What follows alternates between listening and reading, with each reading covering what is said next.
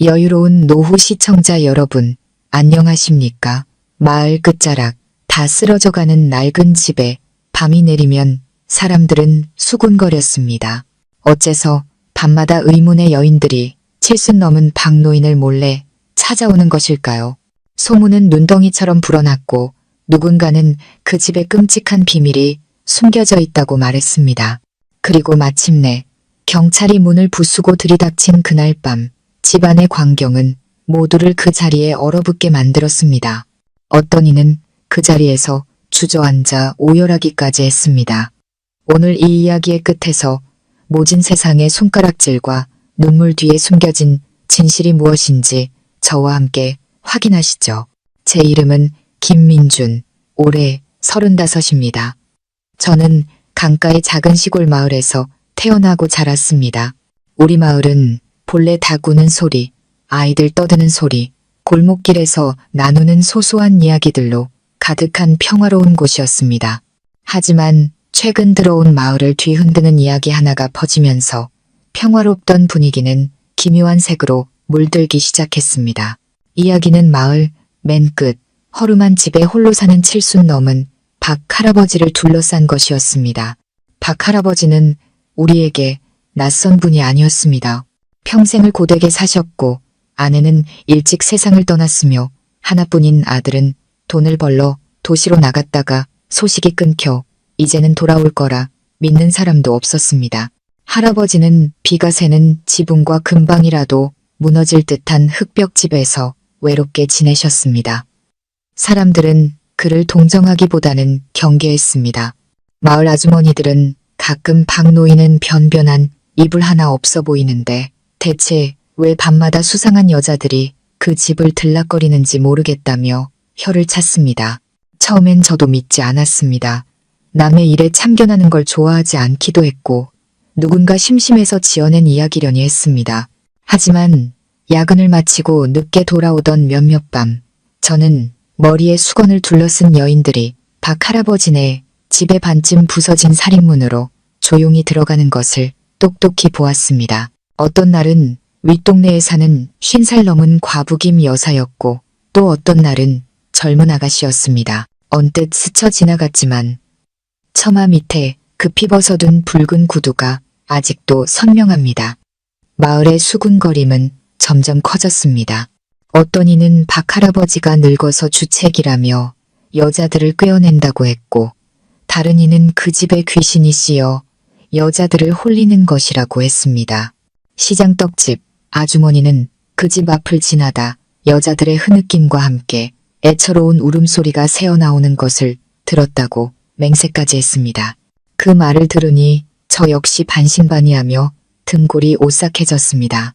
하루는 옆집 김씨 아저씨가 저희 집에 들러 차를 마시며 확신에 찬 목소리로 말했습니다. 민준아범, 내가 똑똑히 봤다니까.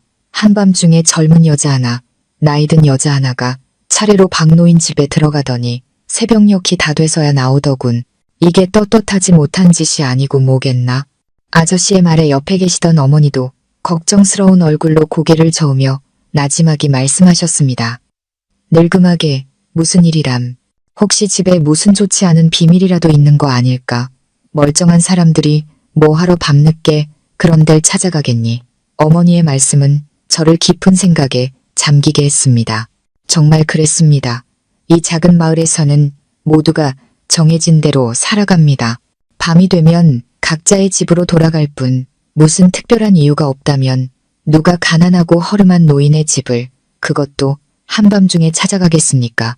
마음속 의문은 점점 커져만 갔고 저는 박 할아버지 댁을 더 유심히 살피기 시작했습니다. 달이 밝은 밤이면 일부러 할아버지 댁 근처 냇가로 나가 바람을 쐬었고 그때마다 어둠 속에서 어른거리는 여인의 그림자를 볼 수 있었습니다. 어떤 밤에는 마치 죄를 고백하듯 또 무언가를 애원하듯 흐느끼는 목소리가 희미하게 들려오기도 했습니다. 결국 소문은 면사무소까지 들어갔습니다. 어느 날 파출소에서 근무하는 먼 친척 형인 이순경이 저희 집에 들러 말했습니다. 민원이 많이 들어오고 있어. 박노인께서 정말 잘못된 일을 하신다면 처벌해야겠지만 그게 아니라면 헛소문이 퍼지지 않게 진상을 밝혀야지. 그렇게 말하면서도 이순경 형조차 확신하지 못하는 눈치였습니다. 어둠과 사람의 상상력이 더해지면 작은 일도 큰 일처럼 부풀려지기 마련이니까요. 하지만 바로 그날 밤 온 마을을 충격에 빠뜨리는 사건이 터지고 말았습니다. 자정이 가까운 시각 마을 끝에서 요란한 발소리가 울려 퍼졌습니다. 저는 문 여세요. 경찰입니다. 하는 고함 소리를 들었습니다. 개 짖는 소리와 사람들의 외침에 저는 깜짝 놀라 잠에서 깼습니다. 궁금증에 저와 몇몇 이웃들이 밖으로 달려나갔습니다. 우리 눈앞에는 파출소 경찰들과 방범대원 몇몇이 박 할아버지의 낡은 나무 문을 거세게 두드리는 광경이 펼쳐져 있었습니다. 안에서는 소름 끼칠 정도로 조용했고 오직 문틈으로 새어나오는 호롱불 빛만이 흔들리고 있었습니다. 떡집 아주머니가 벌벌 떨며 속삭였습니다. 거봐요. 내 말이 맞잖아요. 저 안에 분명 무슨 꿍꿍이가 있다니까요. 한 방범대원이 짜증스럽게 외쳤습니다. 계속 안 열면 강제로 문을 부수겠습니다. 말이 끝나기 무섭게 둔탁한 소리와 함께 썩은 문짝이 부서져 날아갔고 어둡고 퀴퀴한 냄새가 나는 방 안이 드러났습니다. 그 순간 저는 숨을 멈췄습니다. 희미한 불빛 아래 낡고 해진 갈색 옷을 입은 박 할아버지뿐만 아니라 3명의 여인이 더 있었습니다. 머리가 헝클어진 김 여사, 나중에야 이름을 알게 된 25살쯤의 젊은 아가씨 서연, 그리고 낯선 얼굴의 한 아주머니는 깡마른 몸에 얼굴이 온통 붉게 부어 있었습니다. 모두 흙바닥에 주저앉아 눈이 퉁퉁 부어 있었고 누구도 입을 열지 못했습니다. 경찰들과 방범대원들도 순간 당황한 듯했습니다. 이순경이 버럭 소리쳤습니다. 이게 다 무슨 일입니까? 왜 한밤중에 이렇게 모여 있는 겁니까? 박 할아버지가 벌벌 떨며 일어나 가슴을 부여잡았습니다. 목소리는 쉬어 갈라져 있었습니다. 순경나리, 오해하지 마시오. 나는 그저. 하지만 할아버지의 말은 끝을 맺지 못했습니다. 뒤에서 젊은 아가씨의 서러운 울음소리가 터져나왔기 때문입니다. 그녀는 얼굴을 감싸쥔 채 흐느꼈습니다. 저는 갈 곳이 없어요. 집안은 무거운 침묵에 잠겼고 밖에서는 사람들이 수군거렸습니다. 누군가는 혀를 찾고 누군가는 안타까워했습니다. 저는 그 자리에 서서 심장이 미친 듯이 뛰는 것을 느끼며 무엇을 믿어야 할지 알 수 없었습니다. 70살 노인과 낯선 새 여인, 그리고 한밤중에 허름한 집, 대체 무슨 비밀이 숨겨져 있는 걸까요? 하지만 제 시선이 박 할아버지의 얼굴에 닿는 순간 저는 보았습니다. 그 눈빛에는 소문처럼 사악함이나 욕망이 아닌 마치 세상의 모든 짐을 짊어진 듯한 깊은 고통만이 어려 있었습니다. 그 눈빛 때문에 저는 차마 발길을 돌릴 수 없었고 직감했습니다. 이 이야기의 이면에는 우리가 본 것보다 훨씬 길고 복잡한 사연이 숨겨져 있다는 것을요. 경찰이 문을 부수고 들어왔을 때 눈앞의 광경은 모두를 얼어붙게 만들었습니다. 누구도 그 허름한 집에 3명의 여인이 있을 거라고는 상상하지 못했기 때문입니다. 무거운 침묵 속에서 모든 사람의 시선이 박 할아버지에게로 쏠렸습니다. 몇몇 이웃들은 의심 가득한 목소리로 수군거렸고 어떤 이는 마치 자신의 예상이 맞았다는 듯 비웃음을 흘리기도 했습니다. 마을에서 온갖 크고 작은 사건을 처리해온 베테랑 이순경은 침착함을 잃지 않았습니다. 그는 안으로 들어서며 방 안 구석구석을 날카롭게 훑어보았습니다. 흙바닥에 깔린 해진 멍석, 벽에 임시로 걸어놓은 여자 옷까지 몇 점, 그리고 방금 저녁을 지은 듯 온기가 남은 냄비까지 모든 것이 그의 눈에 들어왔습니다. 이순경은 미간을 찌푸리며 또렷한 목소리로 물었습니다. 박 어르신, 설명해 보시죠. 어째서 한밤중에 이렇게 많은 여인들이 집에 있는 겁니까? 박 할아버지는 주름 가득한 얼굴에 두려움과 고통을 담은 채 떨리는 손으로 바닥을 짚고 일어섰습니다. 그는 입을 열려 했지만 목소리는 쉬어 제대로 나오지 않았습니다. 순경날이 오해하지 마시오.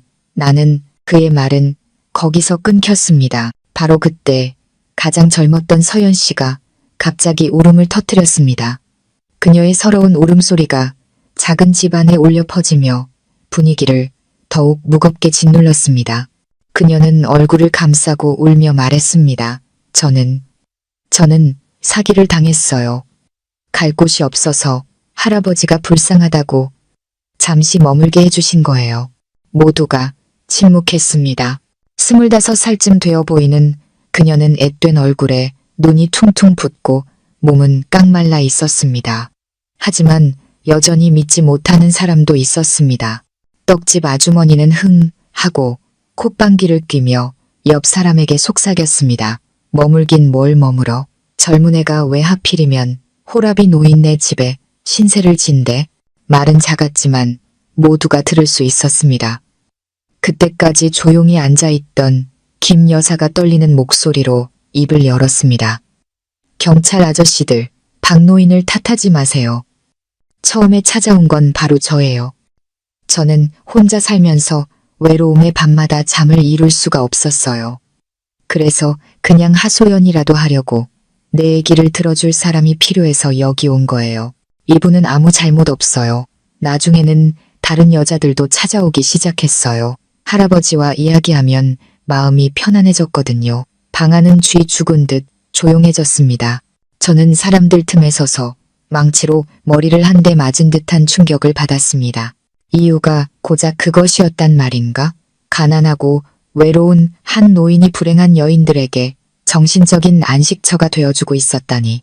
제 눈에 비친 박 할아버지의 모습은 세상의 소문과는 전혀 다른 모습이었습니다. 추잡한 늙은이가 아니라 다른 이의 아픔을 들어줄 줄 아는 넓은 마음을 가진 사람이었습니다. 하지만 상황은 거기서 끝나지 않았습니다. 한 방범대원이 이순경을 쳐다보며 고개를 저어 불신을 표했습니다. 하긴 이 세상에 그저 이야기가 그렇게 단순하다고 믿기란 쉽지 않은 일입니다. 밤에 몰래 찾아오고 울음소리까지 들리는데 누가 다른 상상을 하지 않겠습니까? 이순경은 길게 한숨을 쉬더니 결단을 내렸습니다. 됐습니다. 모두 파출소로 가서 정확한 경위를 조사해야겠습니다. 더 이상 마을에 흉흉한 소문이 돌게 할 순 없습니다. 그 말에 박 할아버지의 얼굴이 새하얗게 질리고 다리가 후들거렸지만 그는 조용히 고개를 끄덕이며 굽은 등을 더욱 숙인 채 밖으로 나섰습니다. 그 모습을 보니 제 마음 한구석이 이상하게 아려왔습니다. 그를 불쌍히 여기는 마음이 솟구쳤습니다. 파출소로 가는 길에는 구경하러 나온 마을 사람들이 길게 늘어섰습니다.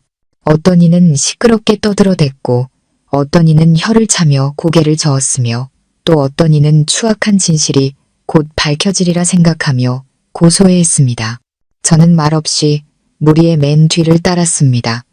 제 머릿속에는 수많은 질문이 떠올랐습니다. 왜 하필 여자들이었을까?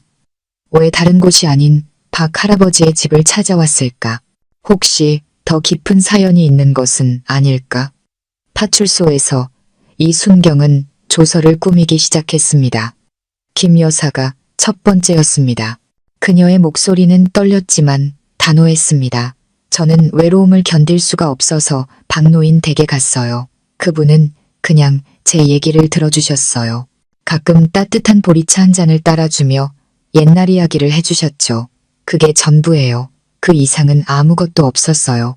다음은 낯선 아주머니 차례였습니다. 그녀는 한참을 침묵하다 간신히 입을 열었습니다.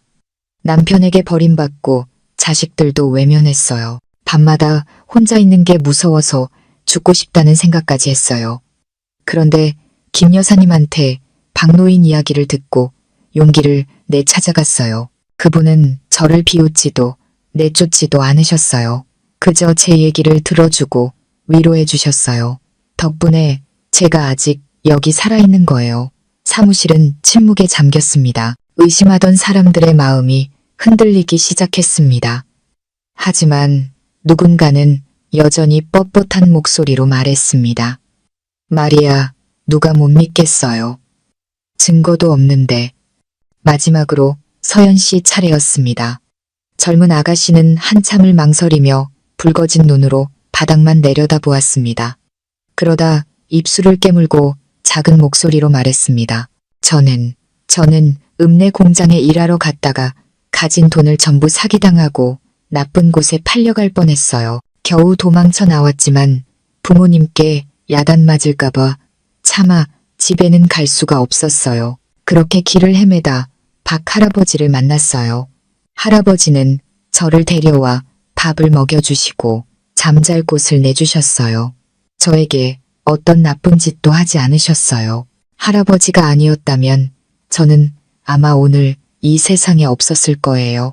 서연 씨의 말에 모두가 할 말을 잃었습니다. 저는 박 할아버지를 보았습니다. 그는 고개를 숙인 채 눈물을 글썽이고 있었습니다. 그 순간 저는 깨달았습니다. 그 가난하고 초라한 집에는 사람들이 상상하던 추악함이 아니라 상처받은 영혼들을 위한 작은 안식처가 있었다는 것을. 이순경은 한참을 깊은 생각에 잠겨 있다가 마침내 수첩을 덮으며 말했습니다. 상부에 보고는 하겠지만 현재로서는 박 어르신이 법을 어겼다는 증거는 없습니다. 주민들이 오해할 수는 있지만 섣불리 단정 지을 수는 없는 일입니다.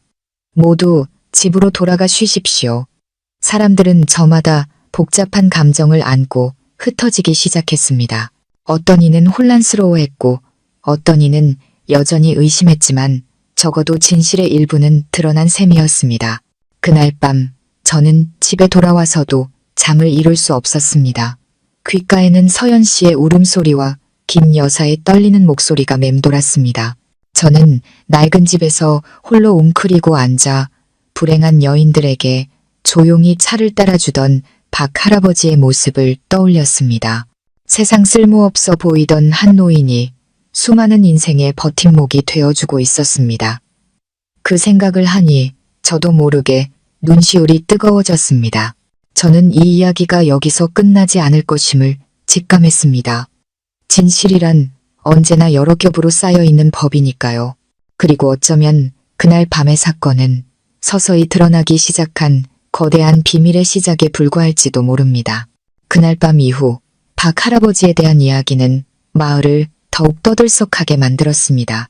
파출소에서 별다른 혐의가 없다고 밝혔음에도 많은 사람들은 여전히 등 뒤에서 수군거렸고 어떤 이는 노골적으로 비웃기까지 했습니다. 사람 마음이란 본래 그런 것일까요? 진실이 밝혀져도 세상의 입방아를 막기란 어려운 일이었습니다. 저는 그 말을 들을 때마다 할아버지를 대신해 화가 났습니다. 하지만 저를 더 마음 아프게 한 것은 서연 씨의 슬픈 얼굴과 박 할아버지의 눈에 서린 깊은 슬픔이었습니다. 저는 그날 이후 박 할아버지 댁을 찾는 사람이 더 많아졌다는 것을 알게 되었습니다. 예전처럼 여자들뿐만 아니라 마을 남자 몇몇도 할아버지를 찾아와 이야기를 나누었습니다. 낮에는 텃밭에서 채소를 가꾸고 비쩍 마른 닭 몇 마리를 키우시다가 밤이 되면 어김없이 손님이 찾아왔습니다. 하지만 이상하게도 이번에는 누구도 숨기지 않았습니다. 그들은 당당하게 찾아왔고 때로는 감사의 표시로 쌀 한 줌이나 채소 한 다발을 들고 오기도 했습니다. 어느 날 오후 제가 그 앞을 지나가는데 서연 씨가 툇마루에 앉아 낡은 빗자루로 마당을 쓸고 있었습니다. 그녀는 저를 보고는 어색하지만 공손한 눈빛으로 고개를 숙였습니다. 안녕하세요, 민준 아저씨. 저는 고개를 끄덕이며 웃어 보인 뒤 물었습니다. 아직 여기 있었네요? 집에는 왜 안 가요? 서연 씨는 조용히 고개를 숙였습니다. 아직은 용기가 안 나요. 부모님은 제가 나쁜 남자 따라 집 나간 줄 아세요. 지금 돌아가면 아마 저를 자식 취급도 안 하실 거예요. 박 할아버지께 신세지는 수밖에 없어요. 거기까지 말하는 그녀의 목소리가 떨렸습니다. 저는 안쓰러운 마음에 생각했습니다. 어린 나이에 막다른 길에 내몰린 모습이 마치 둥지를 잃은 아기 새 같았습니다. 박 할아버지가 그런 그녀를 거두어 주었다면 그는 정말 평범한 사람이 아니었습니다. 그날 밤 저는 할아버지 댁을 찾아가기로 마음먹었습니다. 집은 여전히 그대로였습니다.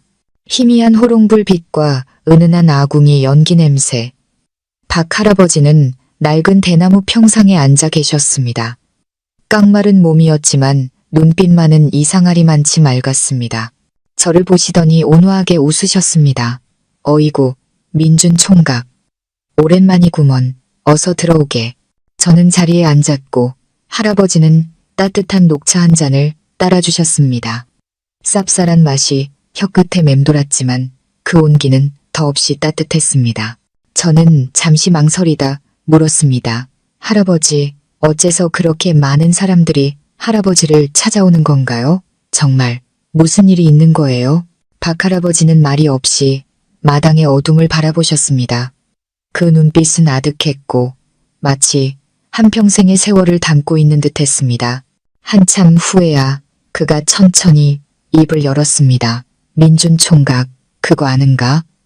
사람 사는 게 다 거기서 거기라네. 누구나 마음속에 풀지 못한 응어리 하나쯤은 품고 살지. 하지만 그걸 털어놓을 사람이 없는 게 문제야. 나는 그저 들어주기만 했을 뿐인데 그게 많은 사람을 살렸다고 하더군. 저는 깜짝 놀랐습니다.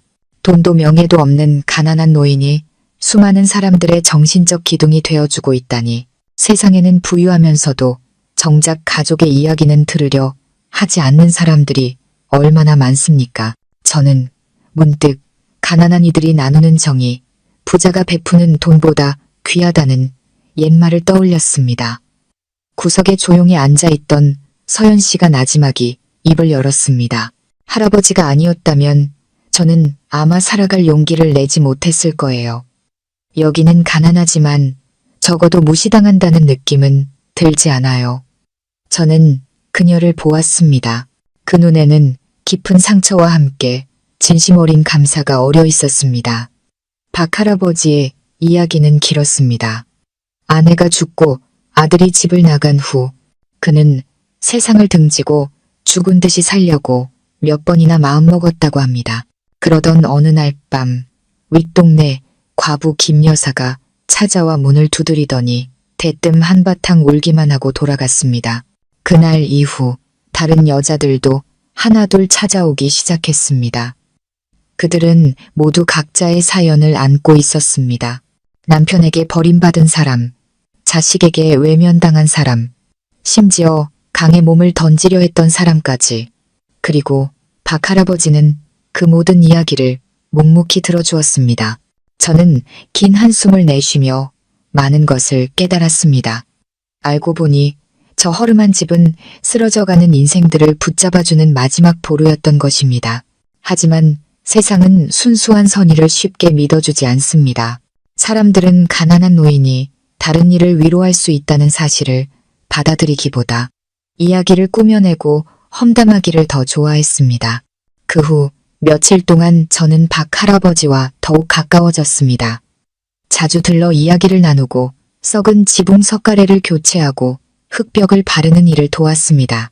한 번은 우리가 나무를 자르고 있을 때 예전에 할아버지를 의심했던 김씨 아저씨가 지나가다 멈춰 서더니 나지막이 말했습니다. 민준아범, 자네가 저 양반 돕는 거 아주 잘하는 일이야. 박노인 같은 분도 드물지. 그 말에 제 마음이 따뜻해졌습니다.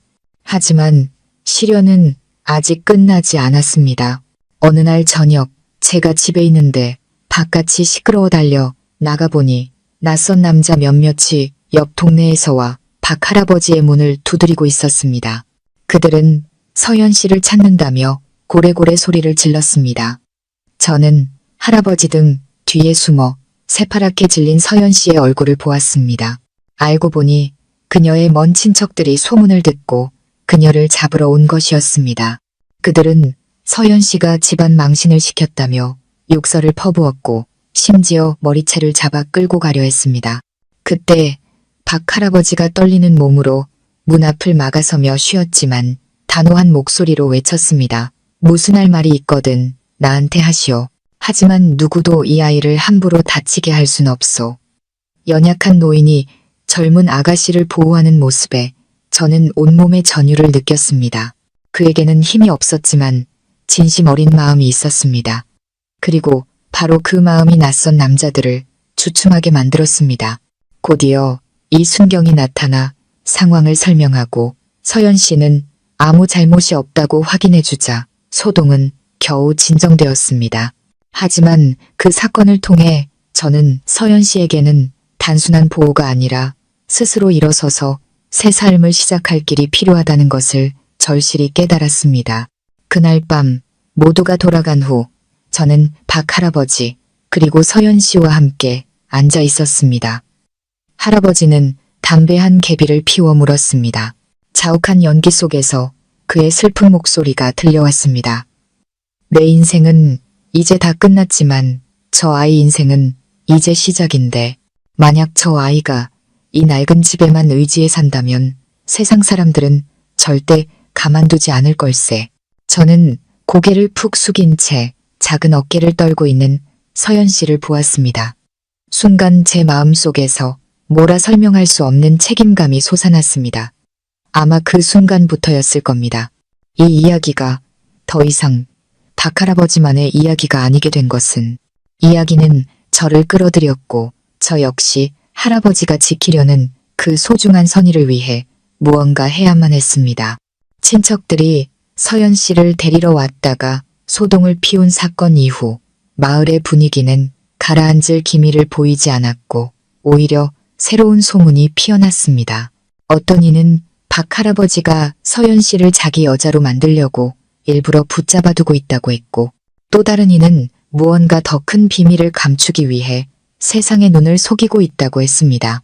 저는 그런 말을 들을 때마다 진저리가 났습니다.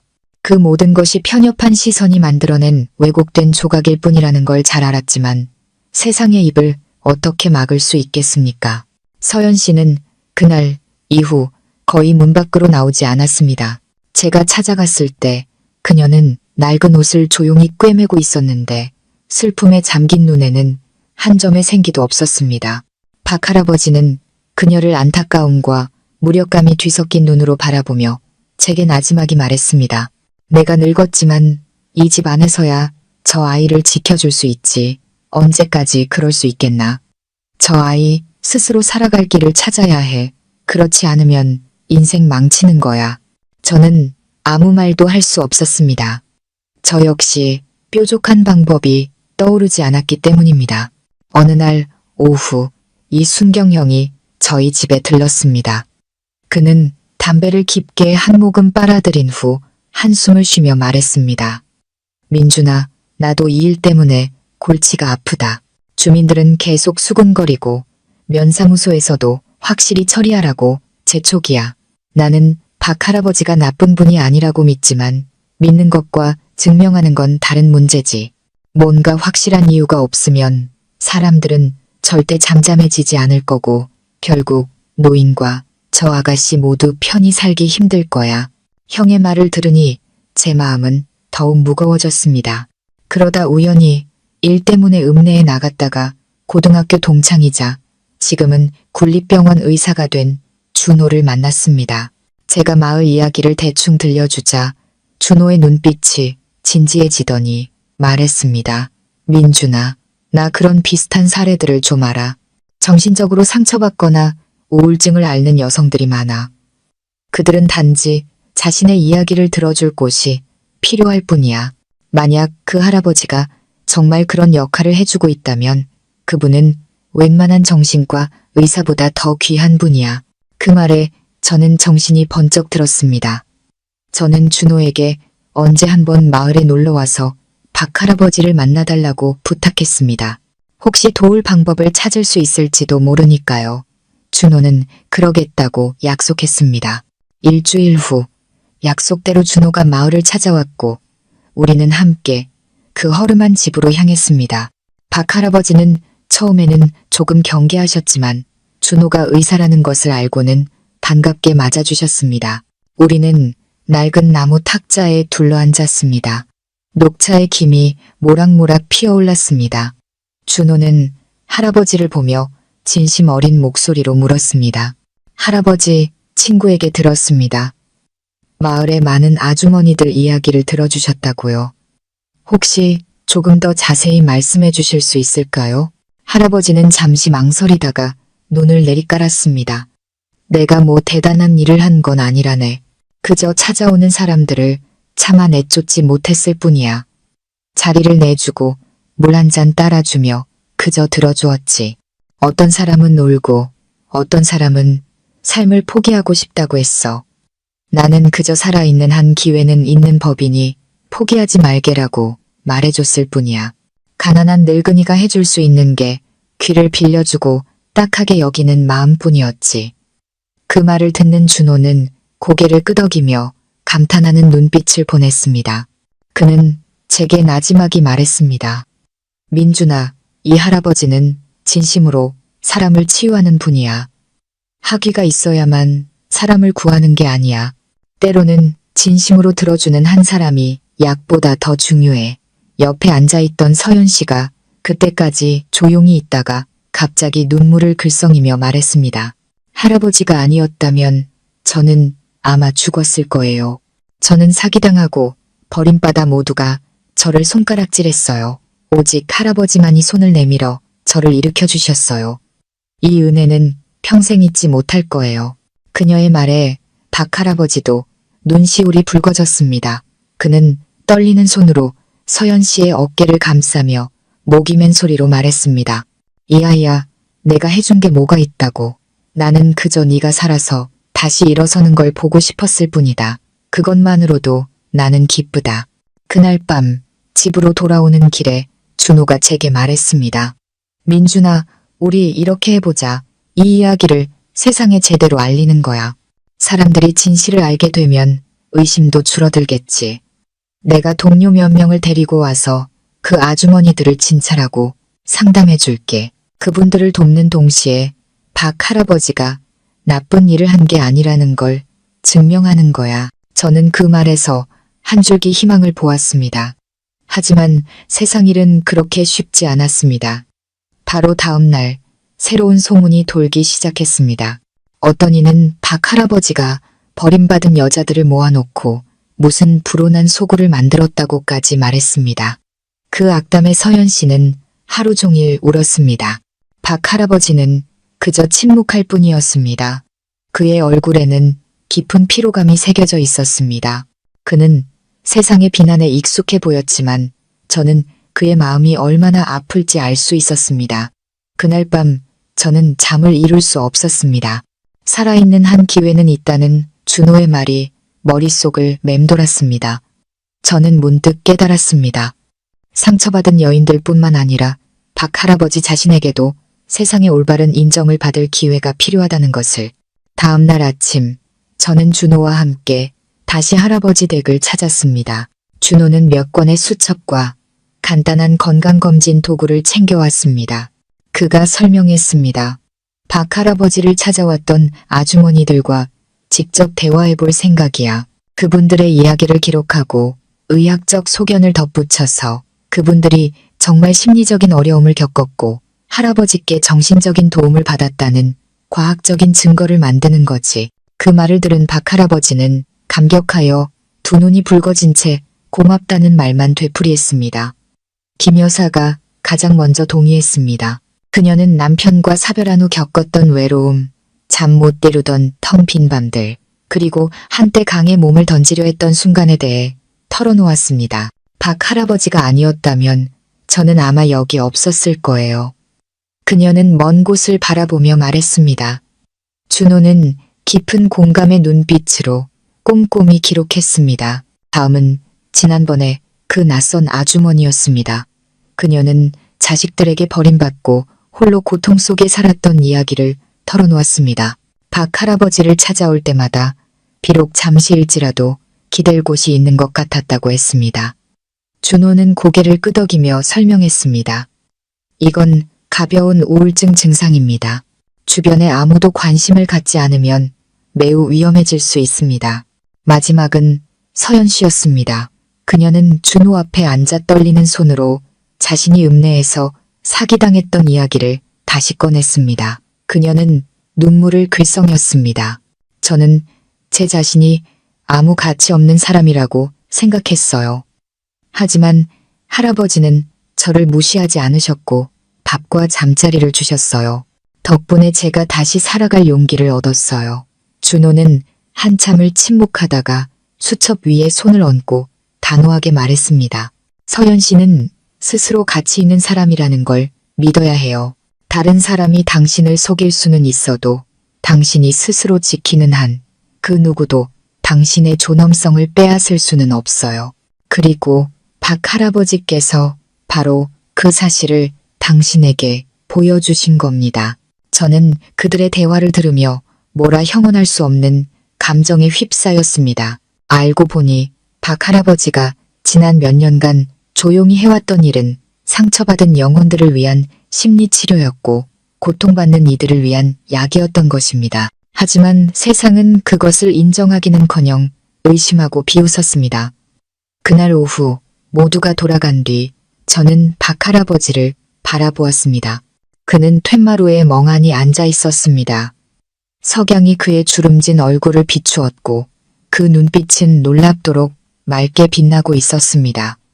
제가 나지막이 말했습니다. 할아버지, 언젠가는 모두가 알아줄 거예요. 저희가 꼭 그렇게 만들게요. 그는 조용히 고개를 끄덕였습니다. 그의 반짝이는 눈과 함께 짧게 내뱉은 한마디를 저는 평생 잊지 못할 겁니다. 그날을 볼 수 있을 때까지만 살아있었으면 좋겠네. 의사인 준호가 마을에 와서 박 할아버지를 찾아왔던 여인들의 이야기를 기록한 지 며칠 후 마을 분위기는 조금 가라앉는 듯 했습니다. 몇몇 사람들은 시선을 바꾸기 시작했지만 여전히 의심의 눈초리는 많았습니다. 저는 편견을 깨는 것이 몇 마디 말보다 훨씬 더 어렵다는 것을 잘 알고 있었습니다. 파출소에 이순경 형도 더 이상 가만히 있지 않았습니다. 어느 날 오후 형이 저희 집에 들러 찻잔을 내려놓으며 말했습니다. 민준아, 내가 많이 생각해봤다. 지난번에 우리가 박 할아버지 댁문을 부수고 들어갔을 때 많은 사람들이 여전히 의심하고 있어. 하지만 준호라는 의사의 기록은 좋은 근거가 될 수 있겠다. 이번에는 확실히 해야겠어. 할아버지의 누명을 벗겨드리는 것뿐만 아니라 이 지긋지긋한 헛소문을 끝내기 위해서라도 저는 결의에 찬 형의 눈빛을 보았습니다. 이 순경 형은 본래 불의를 보면 참지 못하는 강직한 사람이었습니다.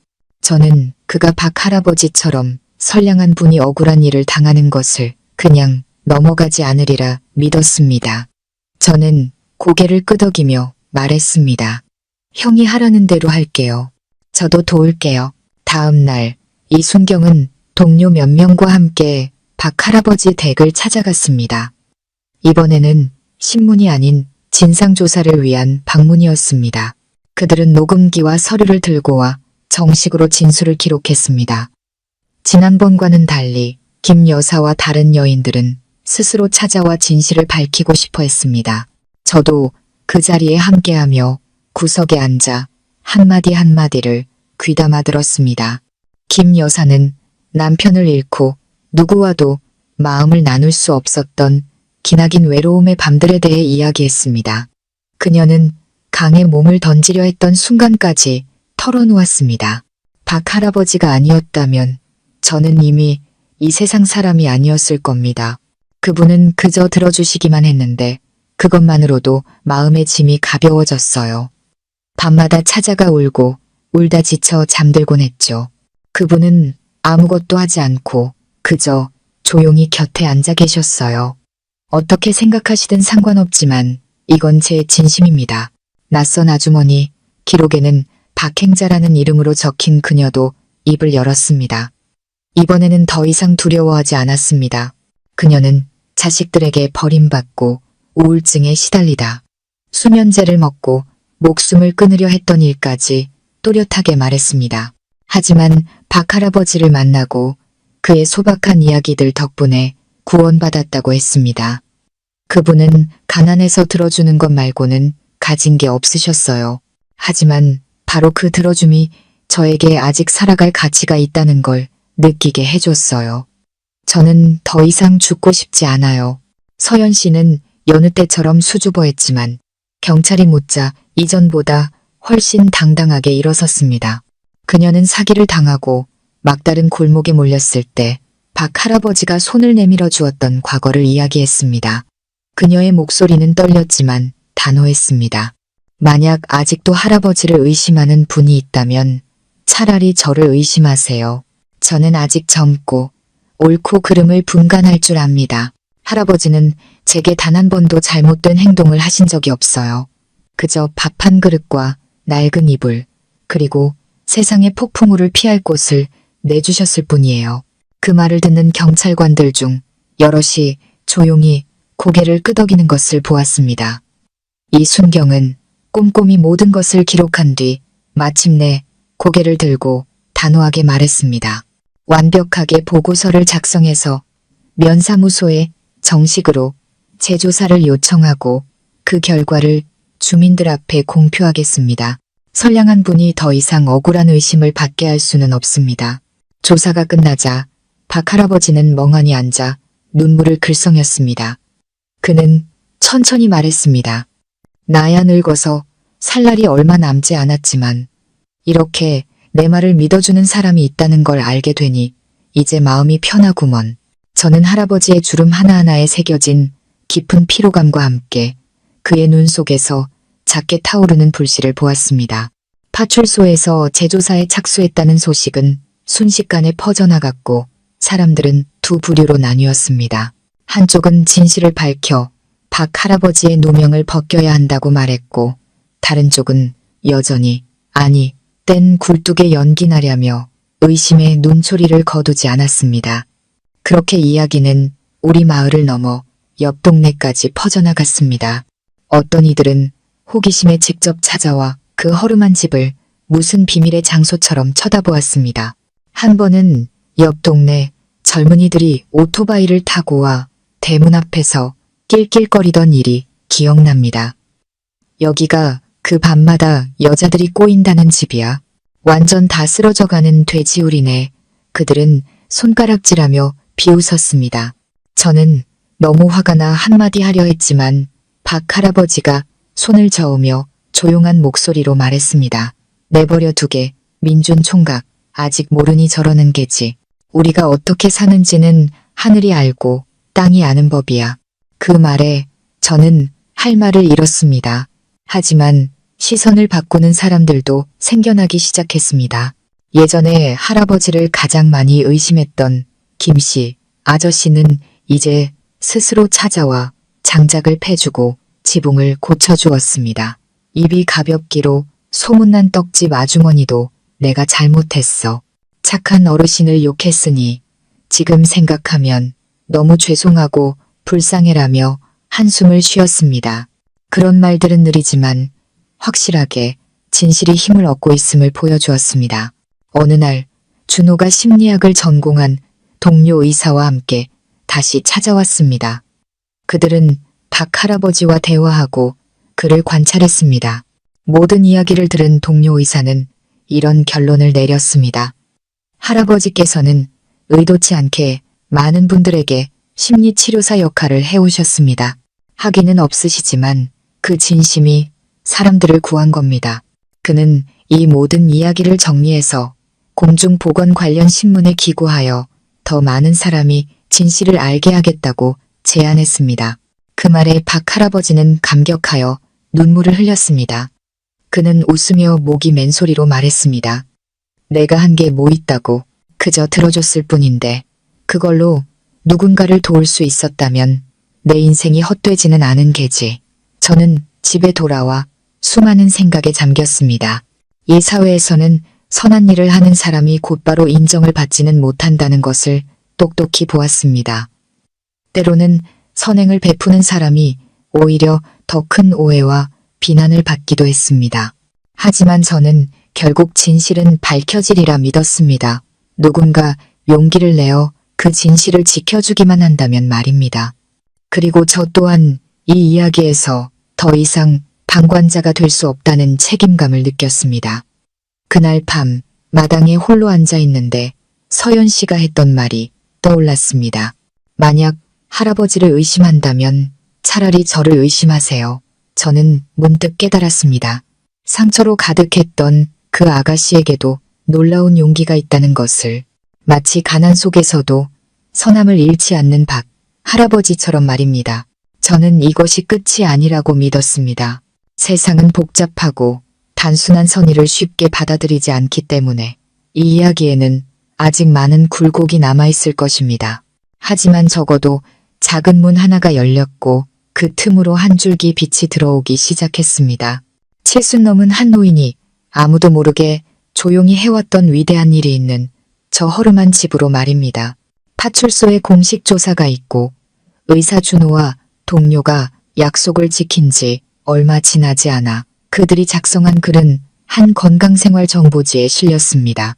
여인들 각자의 사연과 의학적 소견이 덧붙여진 글이었습니다. 누구도 예상치 못했지만 기사가 실린 지 며칠 만에 박 할아버지의 이야기는 인터넷을 통해 순식간에 퍼져나가며 뜨거운 화제가 되었습니다. 기사는 강가 마을의 73세 노인, 불행한 여인들의 마음을 치유하다라는 눈길을 끄는 제목으로 시작되었습니다. 기사는 할아버지를 꾸밈없이 묘사했습니다. 쓰러져가는 집, 깡마른 노인, 가진 것이라곤 묵묵히 들어주는 인내심뿐. 하지만 바로 그 소박함이 절망에 빠진 수많은 인생을 구원했다고 말입니다. 전국 각지에서 댓글이 쏟아졌습니다.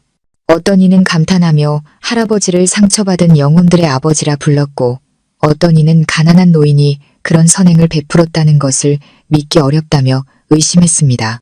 칭찬도 있었고 비난도 적지 않았습니다. 하지만 분명한 것은 더 이상 사람들이 무관심하지 않다는 것이었습니다. 이야기는 작은 시골 마을의 경계를 넘어섰습니다. 저는 기사가 마을에 퍼지던 그날을 똑똑히 기억합니다.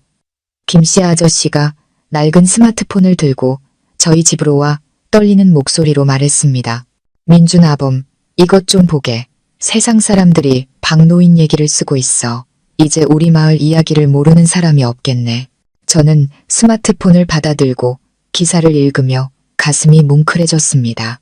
기사의 한 글자 한 글자가 제가 직접 보았던 장면들을 그려내는 듯 했습니다.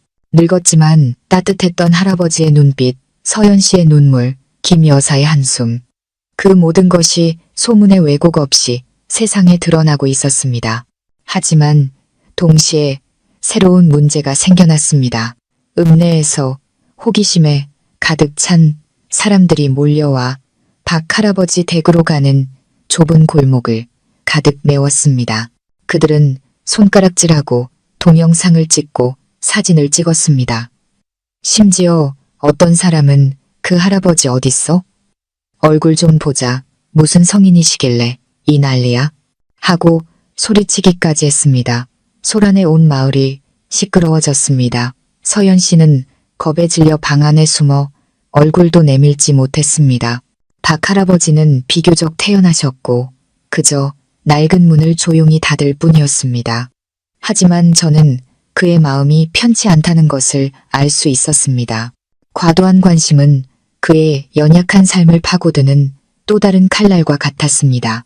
그날 저녁 제가 찾아갔을 때 할아버지는 호롱불 옆에 앉아 계셨습니다. 그의 늙은 얼굴에는 깊은 시름이 가득했습니다. 제가 물었습니다. 할아버지, 무슨 걱정 있으세요? 그는 천천히 대답했습니다. 사람들이 아는 건 두렵지 않네. 잘못 아는 게 두려울 뿐이지. 내 평생 험한 소리 듣는 건 익숙하지만 서연이 저 아이나 다른 사람들은 약해서 견디지 못할 거야. 그의 목소리는 떨렸고 눈빛은 먼 곳을 향해 있었습니다. 저는 한참을 침묵하다가 인터넷에 달린 긍정적인 댓글들과 낯선 사람들이 보내온 응원의 메시지를 들려드렸습니다. 그 말을 들은 할아버지는 조용히 고개를 끄덕였습니다. 그의 입꼬리가 살짝 떨리며 미소 짓는 듯 했습니다. 정말로 믿어주는 사람이 있다면 그것으로 족하네. 하지만 운명은 선한 사람을 계속해서 시험하는 듯 했습니다. 하루 뒤에는 기자들이 찾아왔습니다. 그들은 박 할아버지를 직접 인터뷰하고 집을 촬영하고 싶어 했습니다. 할아버지는 처음에는 망설였지만 저와 준호는 진실을 제대로 알리기 위해 응해야 한다고 설득했습니다. 침묵하면 사람들은 제멋대로 이야기를 만들어낼 테니까요. 오랜 고민 끝에 할아버지는 동의했습니다. 촬영하는 날 저는 무거운 마음으로 그의 곁을 지켰습니다. 카메라는 초라한 집안 구석구석을 훑었고 렌즈는 그의 깡마르고 선한 얼굴에 멈췄습니다. 그는 떨리지만 또렷한 목소리로 말했습니다. 나는 성인도 무엇도 아니오. 나는 그저 가난한 늙은이일 뿐이고 남의 고통을 들을 줄 아는 귀와 아직 아픔에 공감할 줄 아는 마음이 있을 뿐이오. 만약 그것이 공로라 불린다면 받겠지만 부디 그것 때문에 나를 찾아온 사람들을 힘들게 하지는 마시오. 그들은 정말 불쌍한 사람들이오. 인터뷰 영상이 방송되자 즉각적인 파장을 일으켰습니다. 많은 사람들이 눈물을 흘리며 응원의 댓글을 남겼지만 모든 것이 유명세를 얻기 위한 쇼라고 비웃는 사람도 적지 않았습니다. 논쟁은 갈수록 격렬해졌고 온라인에서의 다툼은 현실로까지 번졌습니다. 여론이 들끓던 와중에 저는 어머니로부터 뜻밖의 옛날 이야기를 듣게 되었습니다. 어머니는 젊은 시절 박 할아버지가 선생님이었다고 말씀하셨습니다. 그는 군에 있는 학교에서 국어를 가르쳤고 헌신적이기로 유명했지만 아내가 죽고 아들이 집을 나가면서 교직을 그만두고 은둔 생활을 시작했다고 했습니다. 저는 깜짝 놀랐습니다. 한 번도 들어본 적 없는 이야기였습니다. 어머니는 한숨을 쉬었습니다. 선생이라는 천직이 피 속에 있으니 이제는 분필과 칠판 대신 사람들의 이야기를 들어주며 슬픔을 이겨내는 법을 가르치는 게지. 저는 할 말을 잃었습니다. 모든 것이 제자리를 찾아가는 느낌이었습니다. 그의 소박한 위로의 말들이 우연이 아니라 한평생 교단에 서서 학생들을 이끌었던 경험에서 나온 지혜의 결정체였던 것입니다. 아마 그것이 바로 수많은 상처 입은 여인들이 그의 앞에서 평온을 찾을 수 있었던 이유일 것입니다. 그날 밤 저는 이 사실을 준호에게 말해주었습니다. 준호는 고개를 끄덕였습니다. 바로 그거야. 세상에 알려져야 할 과거지. 사람들이 할아버지가 선생님이었다는 걸 알면 더 깊이 이해하게 될 거야.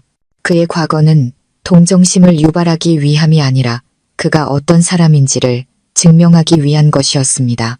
저는 동의했고 우리는 그의 옛 제자들을 찾아 이야기를 더 명확하게 만들기로 결심했습니다. 하지만 박 할아버지는 옛날 이야기를 꺼내는 것을 고통스러워하며 한숨만 쉬었습니다. 아들이 집을 나간 뒤 한 번도 돌아오지 않았네. 나는 좋은 아버지가 되지 못했는데 무슨 자격으로 선생이라 불리겠나. 저는 그의 목소리에서 슬픔뿐만 아니라 깊은 자책감과 죄책감을 느꼈습니다. 그때 며칠 만에 처음으로 서연 씨가 그를 위로하며 말했습니다. 할아버지, 그렇게 말씀하지 마세요. 할아버지는 저를 포함해서 수많은 사람들을 구하셨어요. 아드님은 아직 할아버지를 이해하지 못할지 몰라도 세상에는 할아버지께 감사하는 사람들이 이렇게나 많잖아요. 그 말에 박 할아버지는 눈물을 흘렸습니다. 그는 대답 없이 그녀의 손을 가볍게 두드렸습니다. 그 눈빛은 작은 위안을 찾은 듯 반짝였습니다.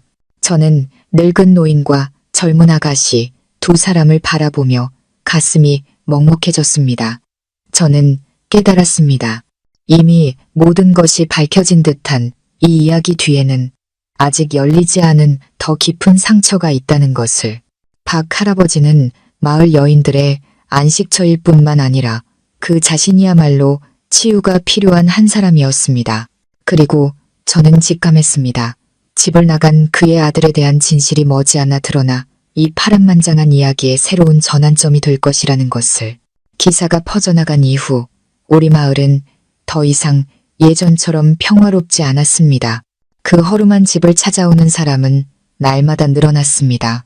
호기심에 가득 찬 사람, 동정하는 사람, 그리고 여전히 의심의 눈초리를 보내는 사람까지. 조용히 살던 박 할아버지는 하루아침에 세상의 중심인물이 되었습니다. 그 사실은 그를 놀라게 했고 또 지치게 했습니다. 하지만 제가 더 신경 쓰였던 것은 서연 씨의 모습이었습니다. 그녀는 날이 갈수록 박 할아버지에게 더 깊이 의지했습니다.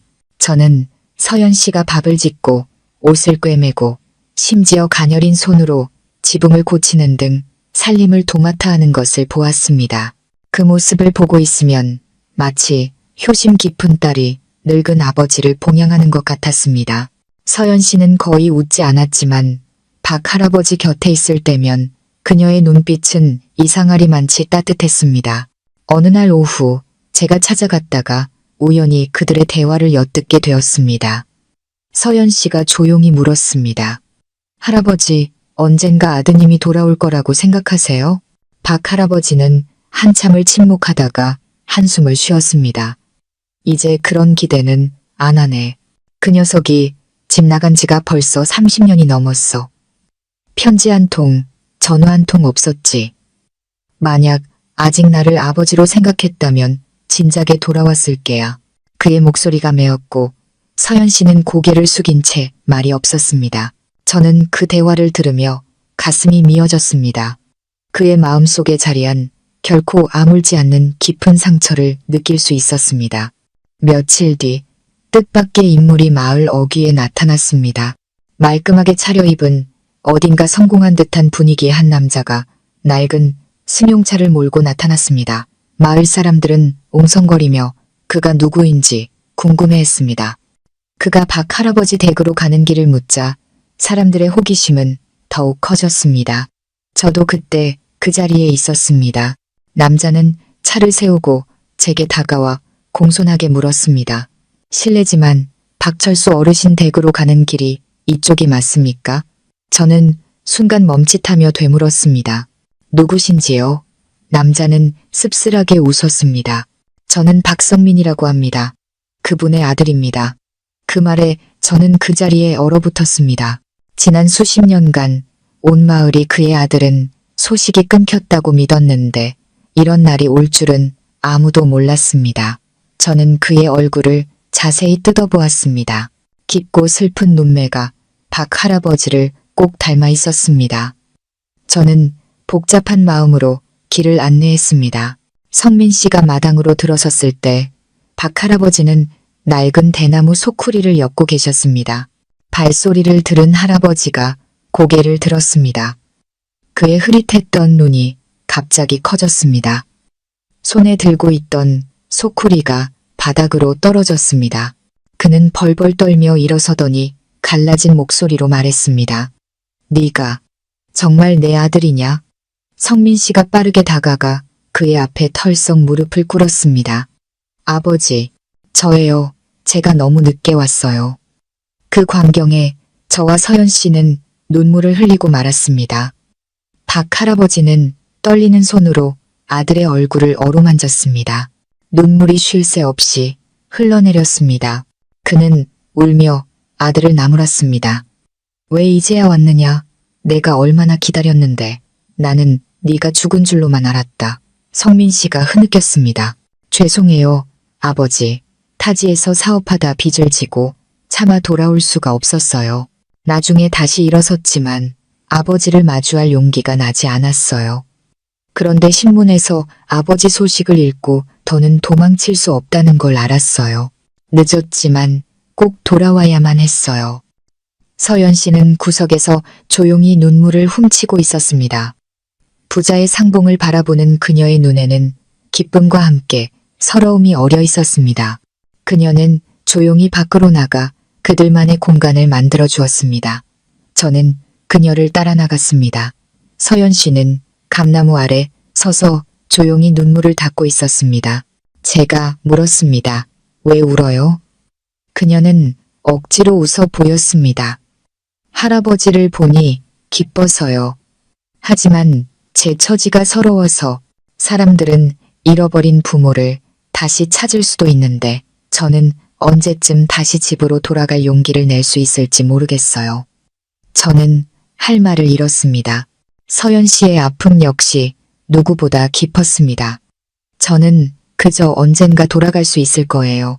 어떤 부모가 자식을 미워하겠어요. 서연 씨가 잘 사는 모습을 보여드리면 기토 이해해 주실 거예요. 라고 위로할 뿐이었습니다. 집 안으로 돌아오니 분위기는 완전히 달라져 있었습니다. 박 할아버지는 아들의 손을 꼭 잡고 지난 세월의 이야기를 나누고 있었습니다. 성민 씨는 허름한 집안을 둘러보며 눈물을 흘렸습니다. 제가 정말 나빴어요. 아버지를 이렇게 살게 하다니. 이제부터는 제가 모실게요. 하지만 박 할아버지는 고개를 저었습니다. 나는 더 바랄 게 없다. 네가 이렇게 곁에 있어주는 것만으로도 충분하다. 박 할아버지 부자의 재회 소식은 순식간에 온 마을로 퍼져나갔습니다.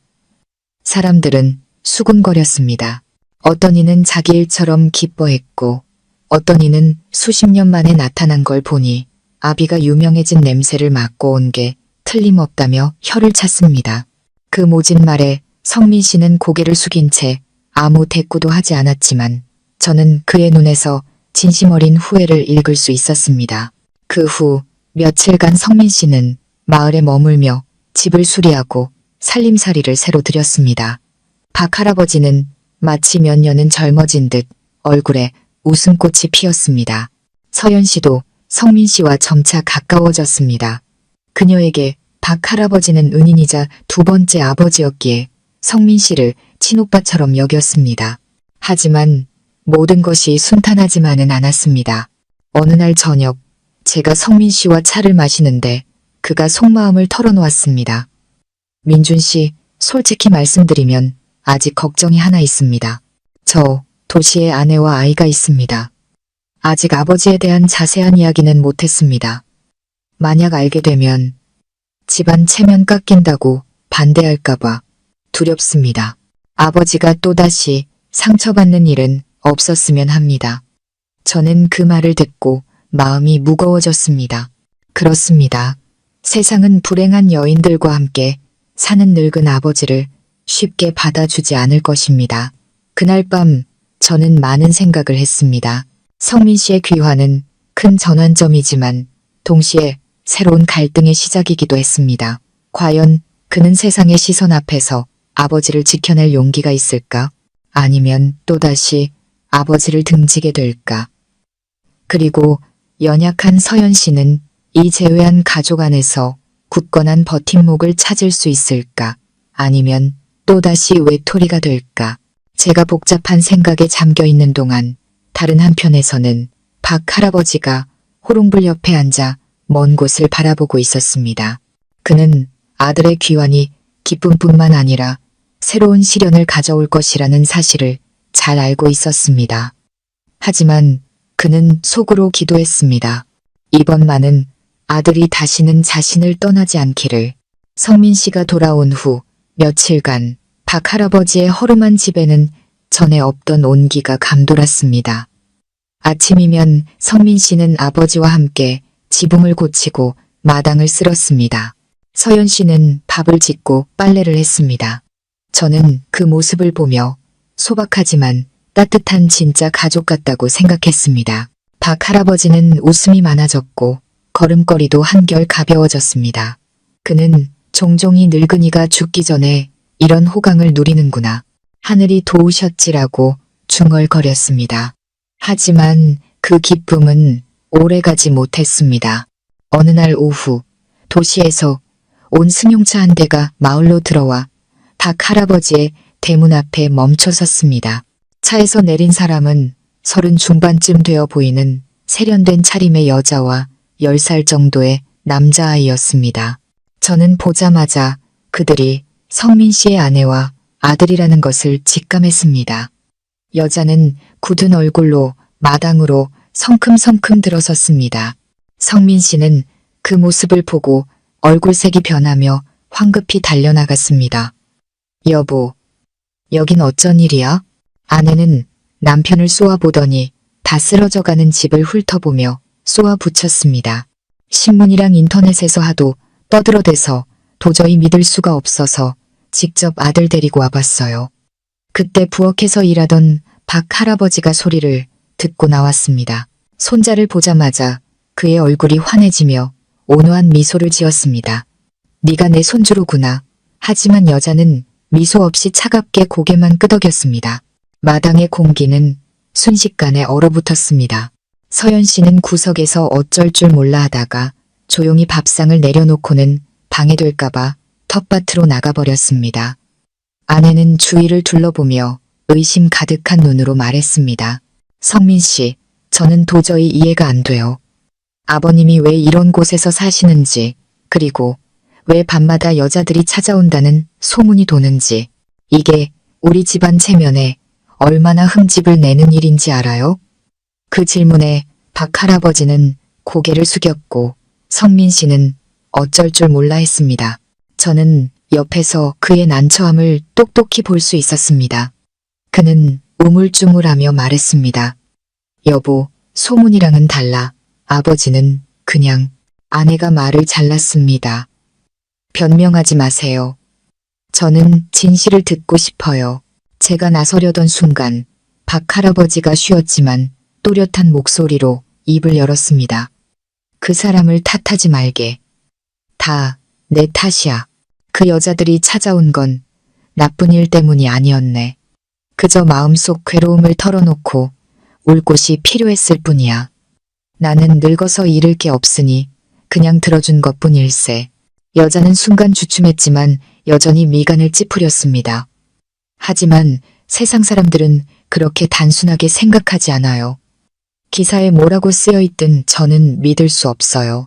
당신 일과 우리 아들 장래에 나쁜 영향이 갈까봐 그것만 걱정돼요. 그 말에 성민 씨가 아내를 보며 애원하듯 말했습니다.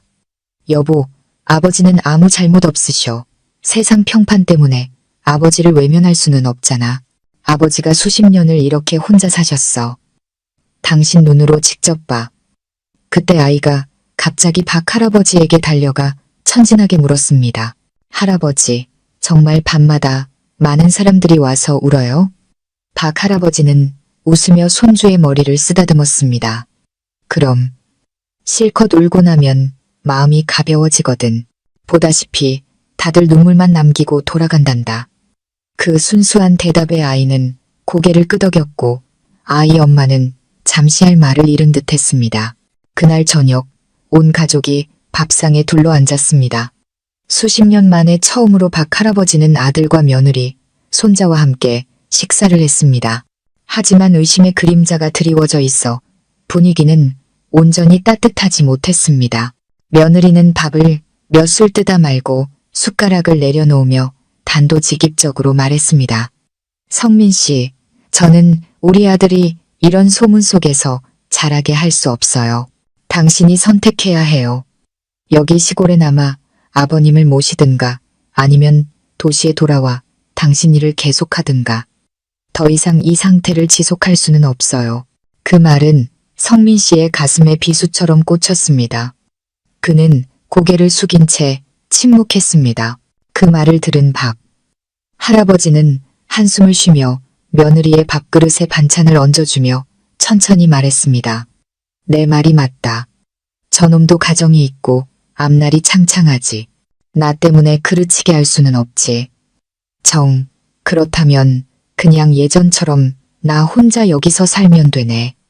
나는 익숙해. 한쪽에 앉아있던 서연 씨의 눈이 붉어졌습니다.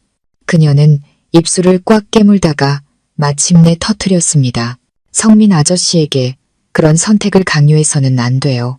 할아버지는 이미 충분히 외로우셨어요. 자식 된 도리, 며느리 된 도리는 함께 짐을 지는 것이지 누군가를 버리라고 하는 게 아니에요. 그 말에 밥상의 모든 사람이 굳어버렸습니다. 며느리가 날카로운 눈으로 쏘아보았습니다. 당신이 뭔데 우리 집안일에 끼어들어? 서연 씨는 몸을 떨었지만 꿋꿋하게 대답했습니다. 저는 할아버지께서 구해주시고 갈 곳 없을 때 거두어 주신 사람이에요. 할아버지는 저를 딸처럼 대해주셨어요. 할아버지가 또다시 버림받는 걸 보고 싶지 않아요. 분위기는 극도로 험악해졌습니다. 저는 서둘러 중재에 나섰습니다. 다들 할아버지를 걱정하는 마음은 같지 않습니까? 생각이 다를 뿐이니 부디 서연 씨를 나무라지 마십시오. 그저 진심을 말한 것뿐입니다. 그날 밤 식사 후 며느리는 아들을 데리고 방으로 들어갔고 성민 씨는 저와 아버지와 함께 남았습니다. 그가 한숨을 쉬었습니다. 민준 씨, 정말 힘드네요. 아버지를 생각하면 가슴이 아프고 가정을 잃을까봐 두렵기도 합니다. 아내 말이 틀린 것도 아니에요. 요즘 세상이 얼마나 험한데요. 박 할아버지가 아들의 어깨에 손을 얹으며 조용한 목소리로 말했습니다. 나 때문에 걱정하지 마라. 나는 혼자 사는 게 익숙하다. 네가 이렇게 찾아와 준 것만으로도 나는 만족한다. 성민 씨는 고개를 숙였습니다. 눈물이 아버지의 손등 위로 떨어졌습니다. 저는 옆에 앉아 마음이 돌덩이처럼 무거워지는 것을 느꼈습니다. 꿈만 같았던 재회가 또 다른 비극을 낳고 있었습니다. 아버지는 아들의 마음을 헤아리고 아들은 효심과 현실의 압박 사이에서 갈기갈기 찢기고 있었습니다. 서연 씨는 밤늦도록 잠들지 못했습니다. 저는 그녀가 툇마루에 앉아 어둠을 바라보는 것을 보았습니다. 제가 조용히 물었습니다. 무슨 생각해요? 그녀는 슬프게 웃었습니다. 만약 언젠가 할아버지가 또다시 혼자가 되신다면 제가 곁에 남을 거라고 생각했어요. 저는 피 한 방울 섞이지 않았지만 할아버지께 목숨을 빚졌으니까요. 저는 말을 잃었습니다. 그 순간 저는 깨달았습니다. 사랑과 책임감은 반드시 혈연에서만 비롯되는 것이 아니라는 것을, 가장 어두운 시절을 함께 견디며 나눈 마음과 감사함으로 맺어진 인연도 있다는 것을. 그날 저녁에 팽팽했던 식사 이후 박 할아버지의 집은 무거운 침묵에 잠겼습니다. 성민 씨는 깊은 고뇌에 빠졌고 박 할아버지는 애써 태연한 척했으며 서연 씨는 마치 자기 일처럼 할아버지를 걱정하며 안절부절못했습니다. 성민 씨의 아내는 하룻밤을 묵고 난 다음 날 아침 단호하게 말했습니다. 성민 씨, 더는 미룰 수 없어요. 우리 가족이 안정을 찾으려면 당신이 결단해야 해요. 나는 우리 아들이 그런 험담 속에서 자라는 걸 원치 않아요. 당신이 계속 망설이면 문제만 더 커질 뿐이에요. 그 말에 집안의 모든 것이 멈춘 듯 했습니다. 박 할아버지는 곁에 앉아 떨리는 손으로 찻잔을 내려놓았습니다. 그는 아무 말 없이 고개를 숙인 채 한숨만 내쉬었습니다. 성민 씨가 아내를 보며 떨리는 목소리로 말했습니다. 여보, 아버지는 잘못한 게 없으셔. 연로하신 아버지를 어떻게 모른 척하란 말이야. 아내는 여전히 단호했습니다. 내가 아버님을 버리라고 했어요? 하지만 지금처럼 계속 살게 내버려둬서 온 동네 사람들 입에 오르내리게 할 수는 없다는 거예요. 그렇다면 차라리 요양원에 모시는 게 나아요. 거기서는 전문가들이 돌봐주실 거고 적어도 이런 흉흉한 소문은 듣지 않아도 되잖아요. 요양원이라는 두 글자에 박 할아버지의 눈에 눈물이 고였습니다. 그는 씁쓸하게 웃으며 쉰 목소리로 말했습니다. 내가 정말 늙었구나. 내 생각이 맞을 게다. 어디서 산들 무슨 상관이겠냐. 너희들한테 폐만 끼치지 않는다면야. 서연 씨가 갑자기 벌떡 일어섰습니다. 그녀의 눈은 붉게 충혈되어 있었습니다. 안 돼요. 할아버지는 어디 보내져야 할지 같은 분이 아니에요. 할아버지는 저를 포함한 수많은 사람들의 집이고 안식처예요. 만약 누군가 할아버지를 짐이라고 생각한다면 그 짐은 제가 질게요. 저는 할아버지께 목숨을 빚졌으니 제가 남아서 모실 거예요. 방 안의 공기가 터질 듯 팽팽해졌습니다. 성민 씨의 아내가 경멸 어린 눈빛으로 서연 씨를 쏘아보았습니다. 네가 뭔데 나서. 너는 그냥 신세지고 있는 처지일 뿐이야. 피 한 방울 안 섞인 주제에 우리 집안일에 감너라 배너라 하지 마. 서연 씨는 몸을 떨었지만 꿋꿋했습니다. 저는 피를 나누지 않았지만 제가 가장 절망했을 때 할아버지께서 저를 구해주셨어요. 밥을 주시고 잠자리를 주시고 다시 살아갈 이유를 주셨어요. 저에게 할아버지는 친아버지나 다름없어요. 저는 그 광경을 지켜보며 심장이 조여드는 것 같았습니다. 이 갈등이 박 할아버지에게 더 큰 상처가 될까봐 두려웠습니다. 하지만 그는 여전히 조용히 앉아 있었습니다. 그의 늙은 눈은 고통과 감동이 뒤섞인 채 눈물로 그렁거렸습니다. 성민 씨는 더 이상 참을 수 없었습니다. 그는 아내를 향해 목맨 소리로 외쳤습니다. 여보, 당신 정말 너무해. 당신은 아버지가 수십 년을 어떻게 살아오셨는지 몰라. 세상 사람들 시선이 무서운 건 알지만 아버지께 남은 게 이 집과 찾아오는 사람들 뿐이라는 걸 생각해봐. 만약 우리가 아버지를 다른 곳으로 모신다면 그건 아버지의 마지막 남은 기쁨마저 빼앗는 거나 다름없어.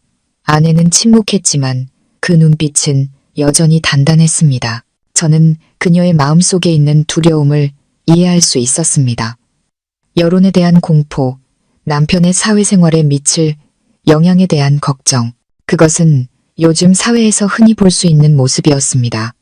사람들은 진정한 가치나 가족의 정보다 겉으로 보이는 체면과 헛된 명예에 너무나 얽매여 살아갑니다. 그날 오후 제가 박 할아버지를 찾아갔을 때 그는 저를 보고 억지로 웃으며 나지막이 말했습니다. 민준 총각, 나는 평생 험한 소리 듣는데 익숙하지만 내 아들이 걱정일세.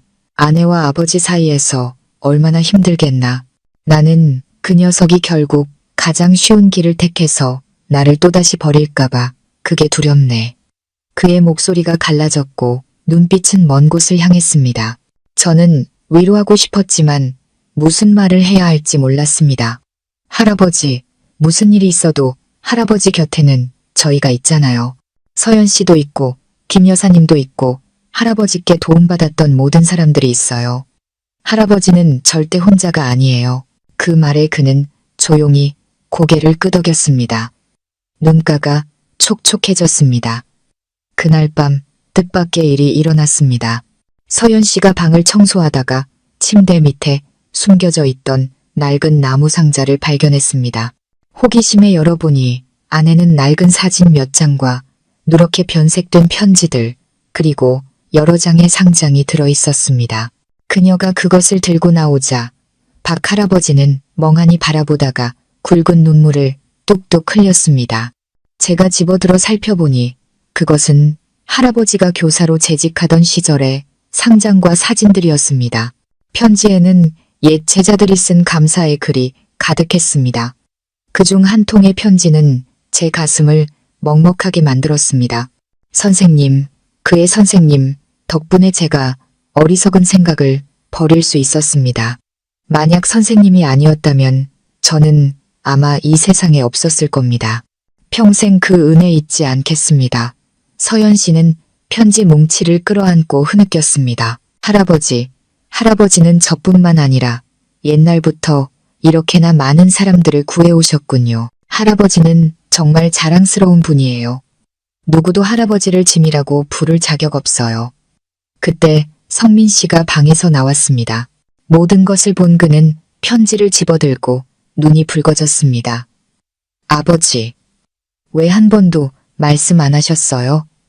저는 아버지가 선생님이셨다는 것도 몰랐어요.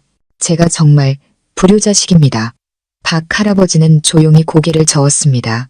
다 지난 일인데 꺼내서 무엇하겠나. 제 가정도 제대로 못 지킨 놈이 선생 노릇한 게 무슨 자랑이라고. 성민 씨가 아버지를 끌어안으며 떨리는 목소리로 말했습니다. 아니에요. 아버지는 실패하지 않으셨어요. 실패한 건 바로 저예요. 아버지가 이렇게 조용히 사람들을 구하고 계실 동안 저는 아버지를 버리고 살았어요. 정말 부끄럽습니다. 옆에 서 있던 서연 씨가 조용히 말했습니다. 성민 아저씨, 정말 부끄럽다고 생각하신다면 이제 할아버지를 지켜주세요. 더 이상 다른 사람이 할아버지의 운명을 결정하게 두지 마세요. 그 말은 마치 잠든 정신을 깨우는 종소리 같았습니다. 저는 성민 씨가 아버지의 손을 굳게 잡는 것을 보았습니다. 그의 눈에는 결의가 빛나고 있었습니다. 하지만 다른 한편에서는 그의 아내가 당혹감과 분노가 뒤섞인 얼굴로 서 있었습니다. 그녀는 아무 말 없이 조용히 돌아서서 아들을 데리고 방으로 들어갔습니다. 그날 밤 박 할아버지의 작은 집은 수많은 감정으로 가득 찼습니다. 할아버지는 호롱불 옆에 앉아 먼 곳을 응시했고 성민 씨는 아내와 아버지 사이에서 어쩔 줄 몰라 안절부절 못했습니다. 서연 씨는 툇마루에 앉아 어둠을 바라보며 복잡하지만 굳은 마음을 다졌습니다. 그리고 이 모든 것을 지켜본 저는 박 할아버지의 과거에 대한 거대한 비밀이 막 드러났으며 그것이 모든 사람의 시선을 바꿀 전환점이 되리라는 것을 알았습니다. 하지만 동시에 걱정도 되었습니다. 할아버지가 교사였고 많은 제자들을 구했다는 사실이 알려지면 여론은 또다시 들끓을 것입니다. 감탄하는 사람도 있겠지만 의심하고 과거를 더 파헤치려는 사람도 있을 것입니다. 과연 박 할아버지가 그 파도를 또다시 감당할 힘이 남아있을까요? 낡은 나무 상자 속 편지와 상장이 발견된 이후 박 할아버지 댁의 분위기는 많이 달라졌습니다. 성민 씨는 아버지를 더욱 애틋하게 여겼고 서연 씨는 곁을 지키겠다는 마음을 더욱 굳혔습니다. 하지만 성민 씨의 아내는 여전히 마음을 열지 못했습니다. 그녀는 여인들이 찾아와 울거나 이야기하는 모습을 볼 때마다 미간을 찌푸리며 불쾌했습니다. 어느 날 저녁 식사 후 그녀가 단도직입적으로 말했습니다.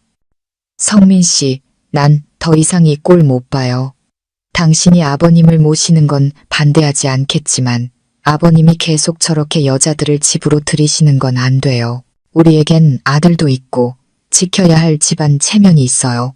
그녀의 말에 방 안은 찬물을 끼얹은 듯 조용해졌습니다. 박 할아버지는 부엌 한쪽에서 떨리는 손으로 조용히 찻잔을 따랐습니다. 모든 것을 들었지만 아무 대답도 하지 않았습니다. 성민 씨가 머뭇거렸습니다. 여보, 그분들은 그냥 하소연하러 오는 거야. 생각해봐. 연로하신 아버지가 무슨 다른 일을 하시겠어? 아내는 여전히 완고했습니다. 난 몰라요. 이 일을 끝내야 해요. 그렇지 않으면 난 아들 데리고 떠날 테니 당신 혼자 아버님 모시고 사세요. 그 말은 성민 씨의 가슴을 후려쳤습니다.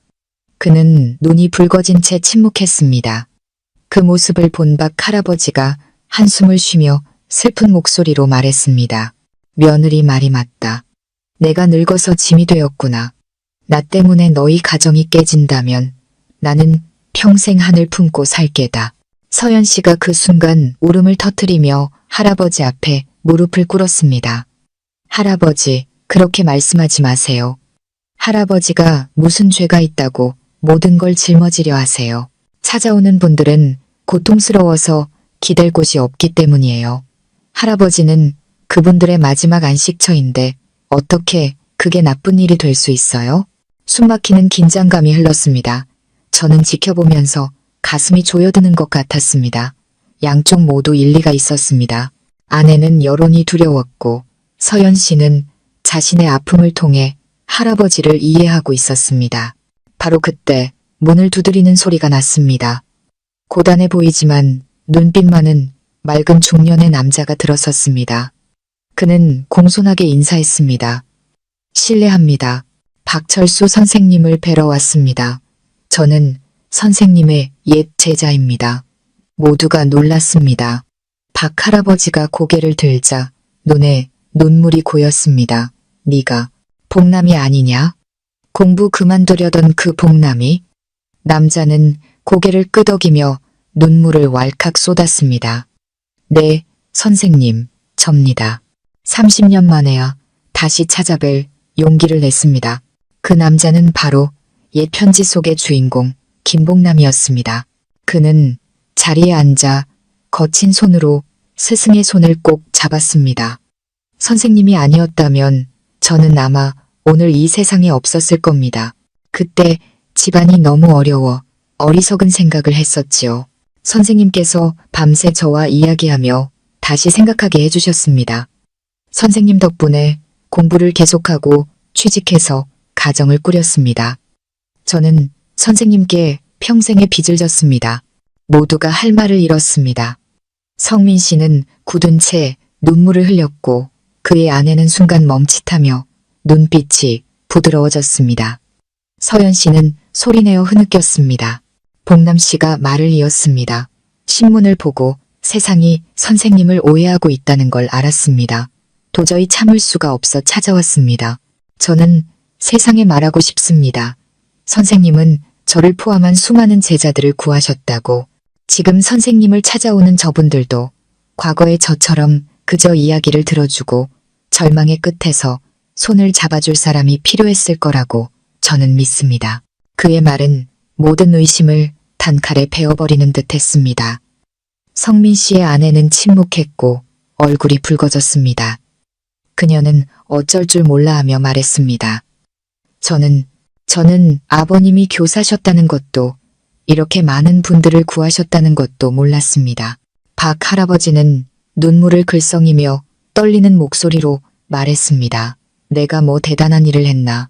그저 고통받는 사람을 외면할 수 없었을 뿐일세. 그리고 그건 나 자신의 외로움을 잊기 위한 방법이기도 했지. 복남 씨가 스승의 손을 더욱 꽉 잡으며 목맨 소리로 말했습니다. 그렇게 말씀하지 마십시오. 선생님은 은인이십니다. 괜찮으시다면 제가 언론에 나가 모든 진실을 이야기해서 세상이 선생님을 제대로 알게 하겠습니다. 그 말을 들은 성민 씨의 아내가 갑자기 고개를 숙였습니다. 그녀의 목소리는 한결 작아져 있었습니다. 아버님, 죄송합니다. 제가 생각이 짧았습니다. 그저 집안 체면만 걱정하다가 제가 잘못했습니다. 아버님께서 하시는 그 좋은 일을 그만두라고 해서는 안 되는 거였는데 박 할아버지는 고개를 저으며 며느리의 손등을 가볍게 쓸어주었습니다. 너도 잘못한 것 없다. 어떤 아내, 어떤 어머니가 남편과 자식을 걱정하지 않겠느냐. 하지만 세상의 손가락질이야. 어찌 피하겠나. 중요한 것은 부끄럽지 않게 사는 것. 그래서 내 마음이 편한 것이지. 곁에 있던 성민 씨가 마침내 고개를 들었습니다. 그의 눈에는 결의가 가득했습니다. 아버지, 이제 누구도 아버지를 비난하게 두지 않겠습니다. 세상이 뭐라고 하든 저는 아버지 편에 서겠습니다. 다시는 아버지를 버리는 잘못을 반복하고 싶지 않습니다. 저는 그 광경을 보며 눈시울이 뜨거워졌습니다. 수십 년의 응어리가 마침내 풀리는 순간이었습니다. 아들에게 이해받고 며느리에게 인정받고 옛 제자가 찾아와 감사를 표하는 날. 그것은 모든 아버지와 스승이 꿈꾸는 행복일 것입니다. 그날 밤 모두가 돌아간 뒤 저는 박 할아버지와 단둘이 남았습니다. 그는 희미한 호롱불을 바라보며 나지막이 말했습니다. 민준 총각, 내가 얼마나 더 살지는 모르겠지만 오늘로써 여한이 없네. 아들이 돌아오고 제자가 돌아오고 내가 도왔던 사람들이 내 편이 되어 주었으니 내일 당장 죽어도 만족하네. 저는 서둘러 말했습니다. 할아버지, 그런 말씀 마세요. 앞으로 건강하게 오래 사셔야죠. 할아버지가 필요한 사람들이 아직 많아요. 그는 온화하게 웃었습니다. 그의 눈에는 믿음이 어려 있었습니다. 나는 이제 사람들이 이 허름한 집이 아니라 그 안에 담긴 마음을 봐주기만 바랄 뿐이야. 그것만 되면 더는 두려울 게 없네. 텐마루에서는 서연 씨가 조용히 모든 이야기를 듣고 있었습니다. 그녀의 깡마른 뺨 위로 눈물이 흘러내렸습니다. 그녀는 이제 알았습니다. 앞으로 어떤 시련이 닥쳐도 자신은 이 노인의 곁을 끝까지 지킬 것이라는 것을. 그것은 단순한 감사함을 넘어 운명이 그녀에게 선물한 또 다른 가족의 정이었기 때문입니다. 박 할아버지의 옛 제자 복남 씨가 돌아온 이후 이야기는 큰 전환점을 맞았습니다.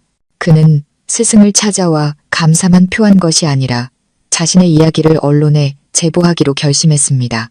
새로 실린 기사는 더 이상 의혹이나 추측이 아닌 구체적인 증언이었습니다.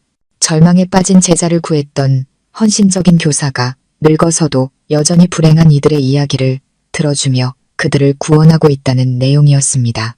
기사가 퍼져나가자 여론은 두 갈래로 나뉘었습니다.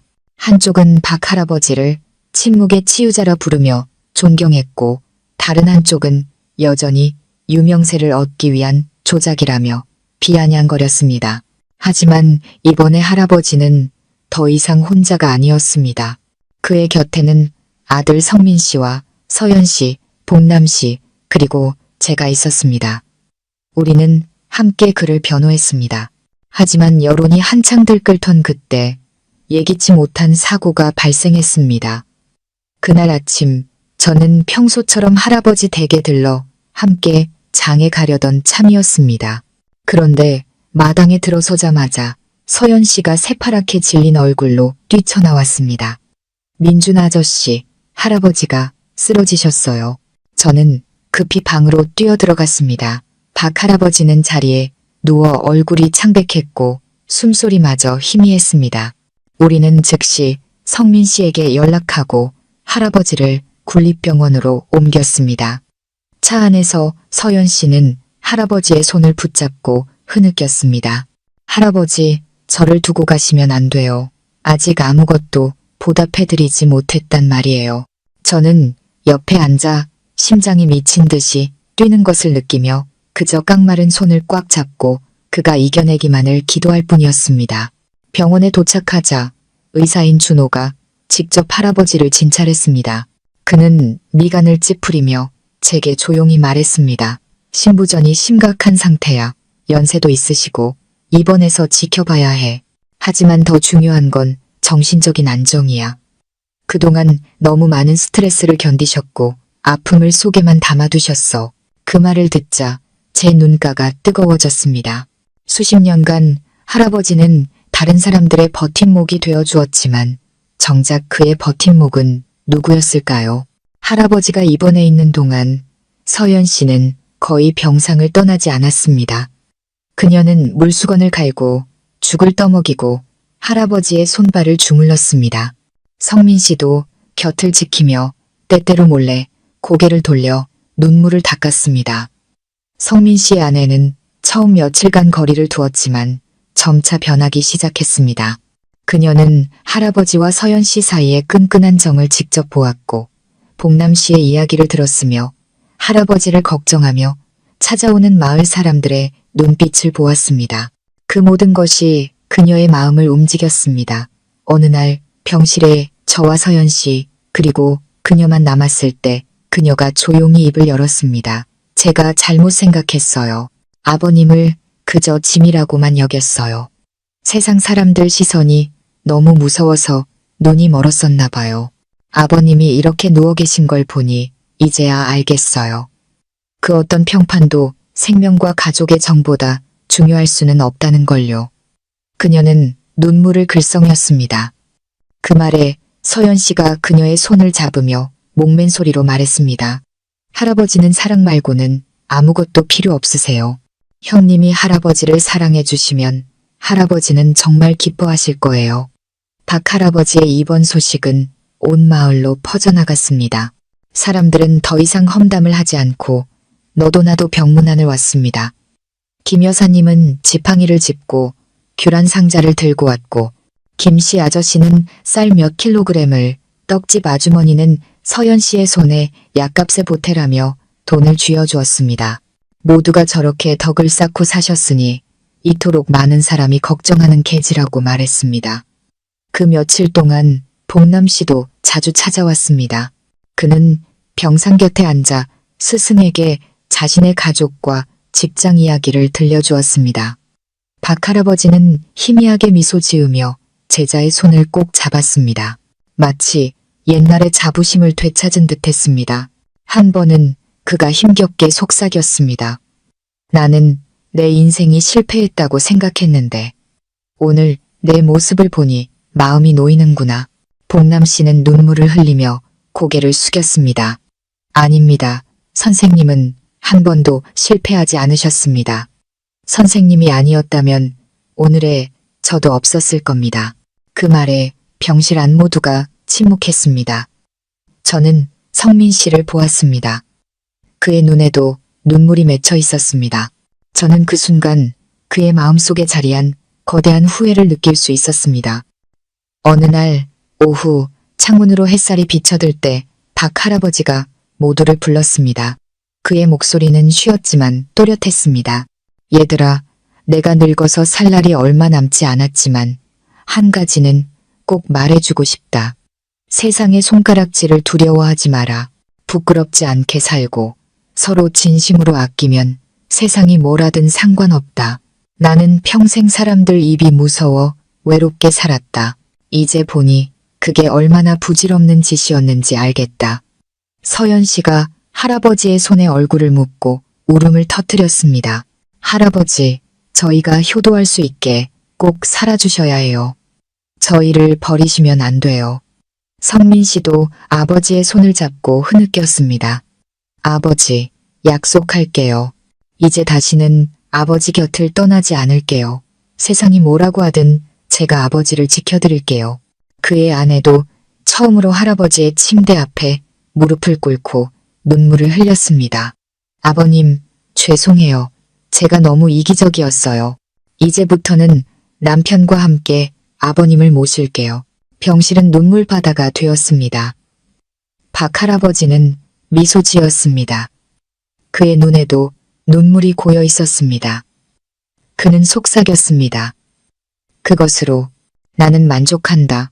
하지만 준호는 당부했습니다. 정신적인 안정도 중요하지만 건강관리도 필요합니다. 계속 치료를 받으셔야 하고 퇴원하신 후에는 다시는 스트레스 받는 환경에서 지내시게 하면 안 됩니다. 온 가족이 함께 할아버지를 지켜드려야 해요. 저는 고개를 끄덕이며 속으로 다짐했습니다. 이것이야말로 가장 큰 시험이라고.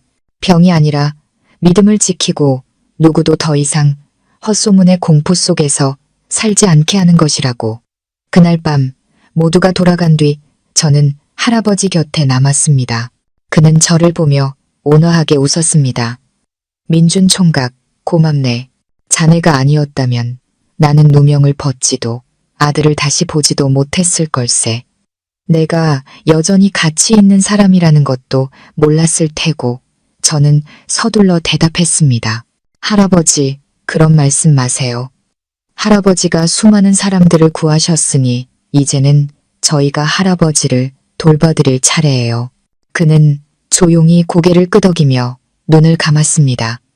그 얼굴은 더없이 평온해 보였습니다. 잠든 할아버지를 보니 제 마음도 이상하게 평화로워졌습니다. 저는 알았습니다. 그의 인생은 수많은 풍파를 겪었지만 마침내 한 줄기 빛을 찾았다는 것을. 그리고 그 빛 속에는 할아버지뿐만 아니라 그에게 구원받고 감사하는 우리 모두가 함께 치유받고 있다는 것을.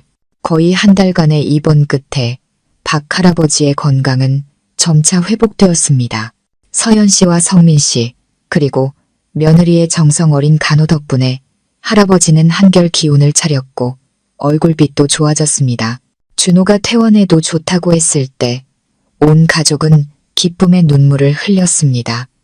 할아버지는 병원에서 잠시 빌려준 휠체어에 앉아 온화한 미소를 지었습니다.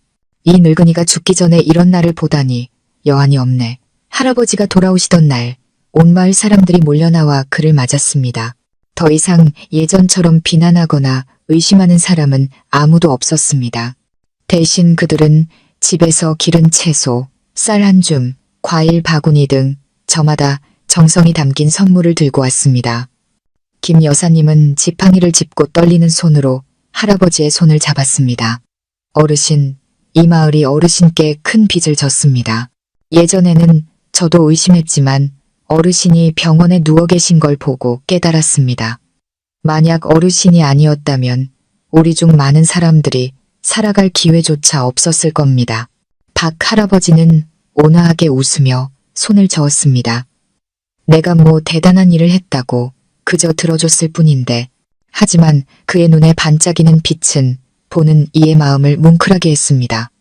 허름했던 옛집은 이제 완전히 다른 모습이었습니다. 성민 씨가 사람을 불러 지붕을 고치고 문을 새로 달고 벽에 회를 칠했습니다. 병원에서의 일을 겪은 후 완전히 달라진 며느리는 직접 아버지께 새 옷을 사다 드리고 아들에게 깍듯하게 인사하도록 가르쳤습니다. 아이는 할아버지 곁을 떠나지 않으며 할아버지, 할아버지하고 졸졸 따라다녔습니다. 그 모습을 보며 박 할아버지는 웃음이 끊이지 않았습니다. 때로는 눈시울을 붉히며 속삭였습니다. 나는 내게 아무것도 남지 않은 줄 알았는데 이렇게나 큰 가족이 있었구나. 서연 씨는 여전히 그곳에 머물렀습니다. 그녀는 제게 말했습니다.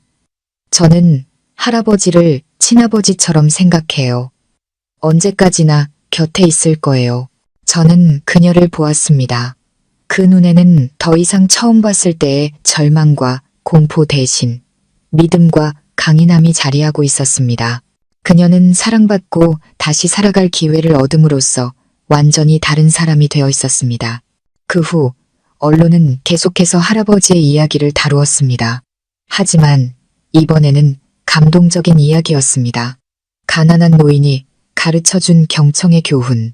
전국 각지에서 편지와 선물이 쏟아졌습니다.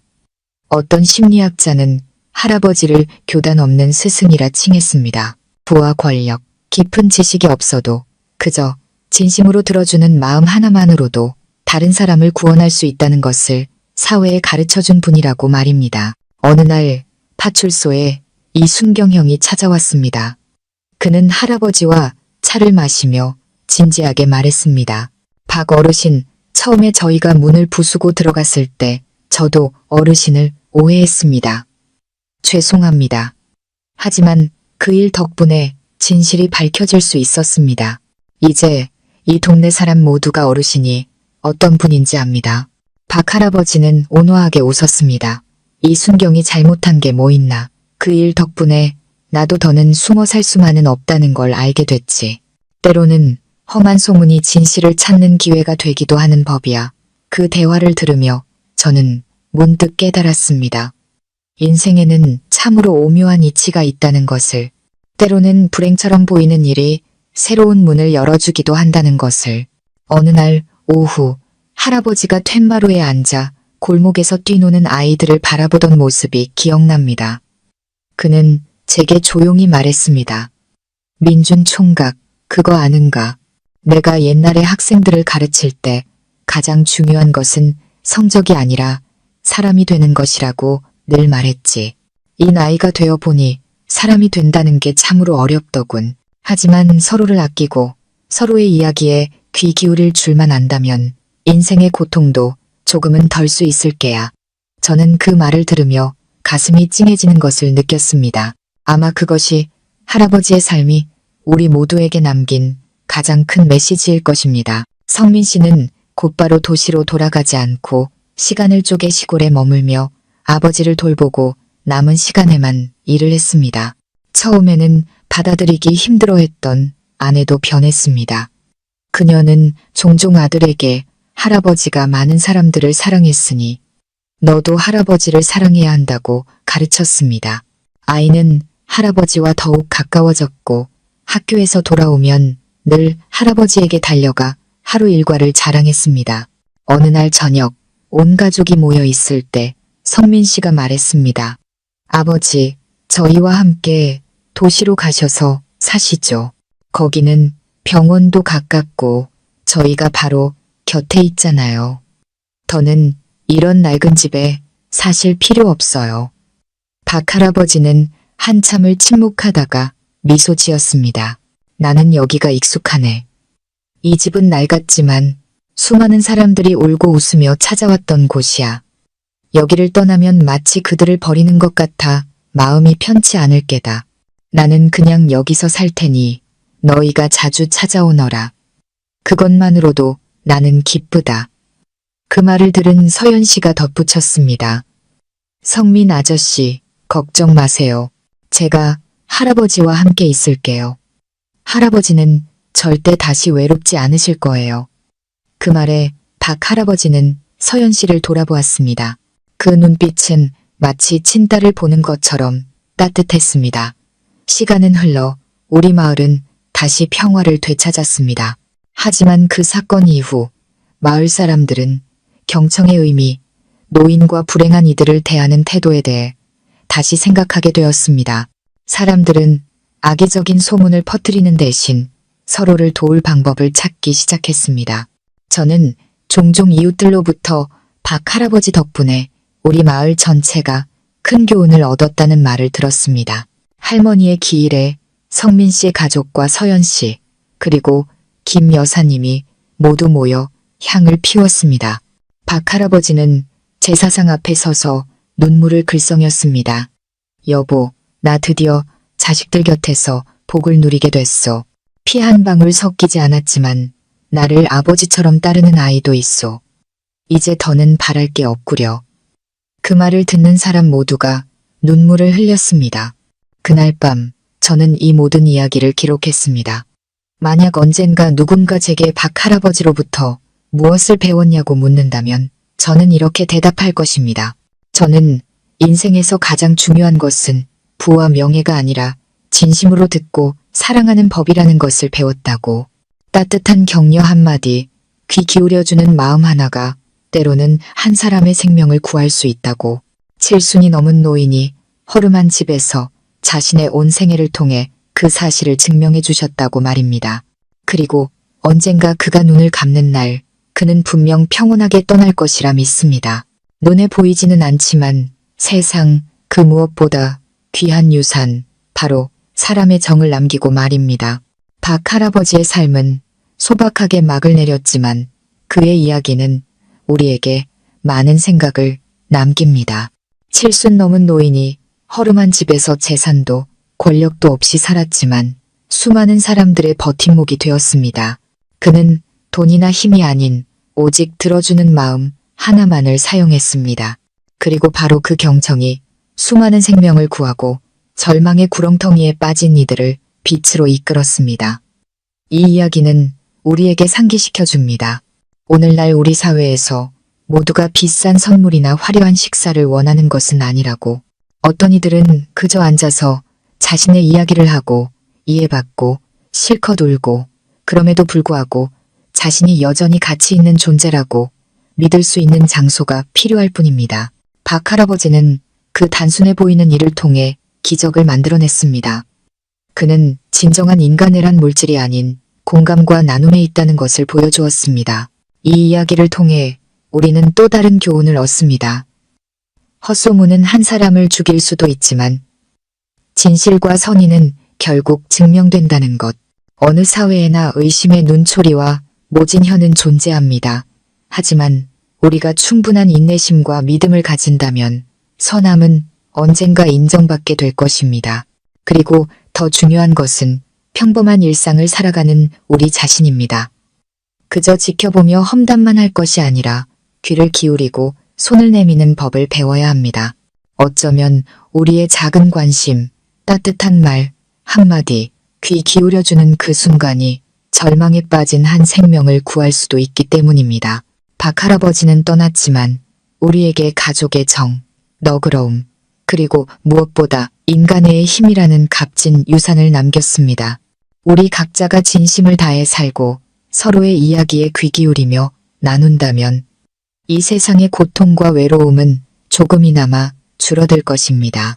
시청자 여러분, 오늘 이야기가 여러분의 마음에 와닿았다면 아래의 댓글로 여러분의 생각을 남겨주시고 더 많은 분들이 이 귀한 교훈을 함께 나눌 수 있도록 공유해 주십시오. 채널 구독과 알림 설정을 잊지 마시고 저희가 매일 전해드리는 감동적이고 깊이 있는 이야기들을 놓치지 마세요. 인생은 비바람으로 가득하지만 우리 마음속에 따뜻한 인간애만 간직한다면 그 어디엔가 빛은 언제나 존재할 것입니다.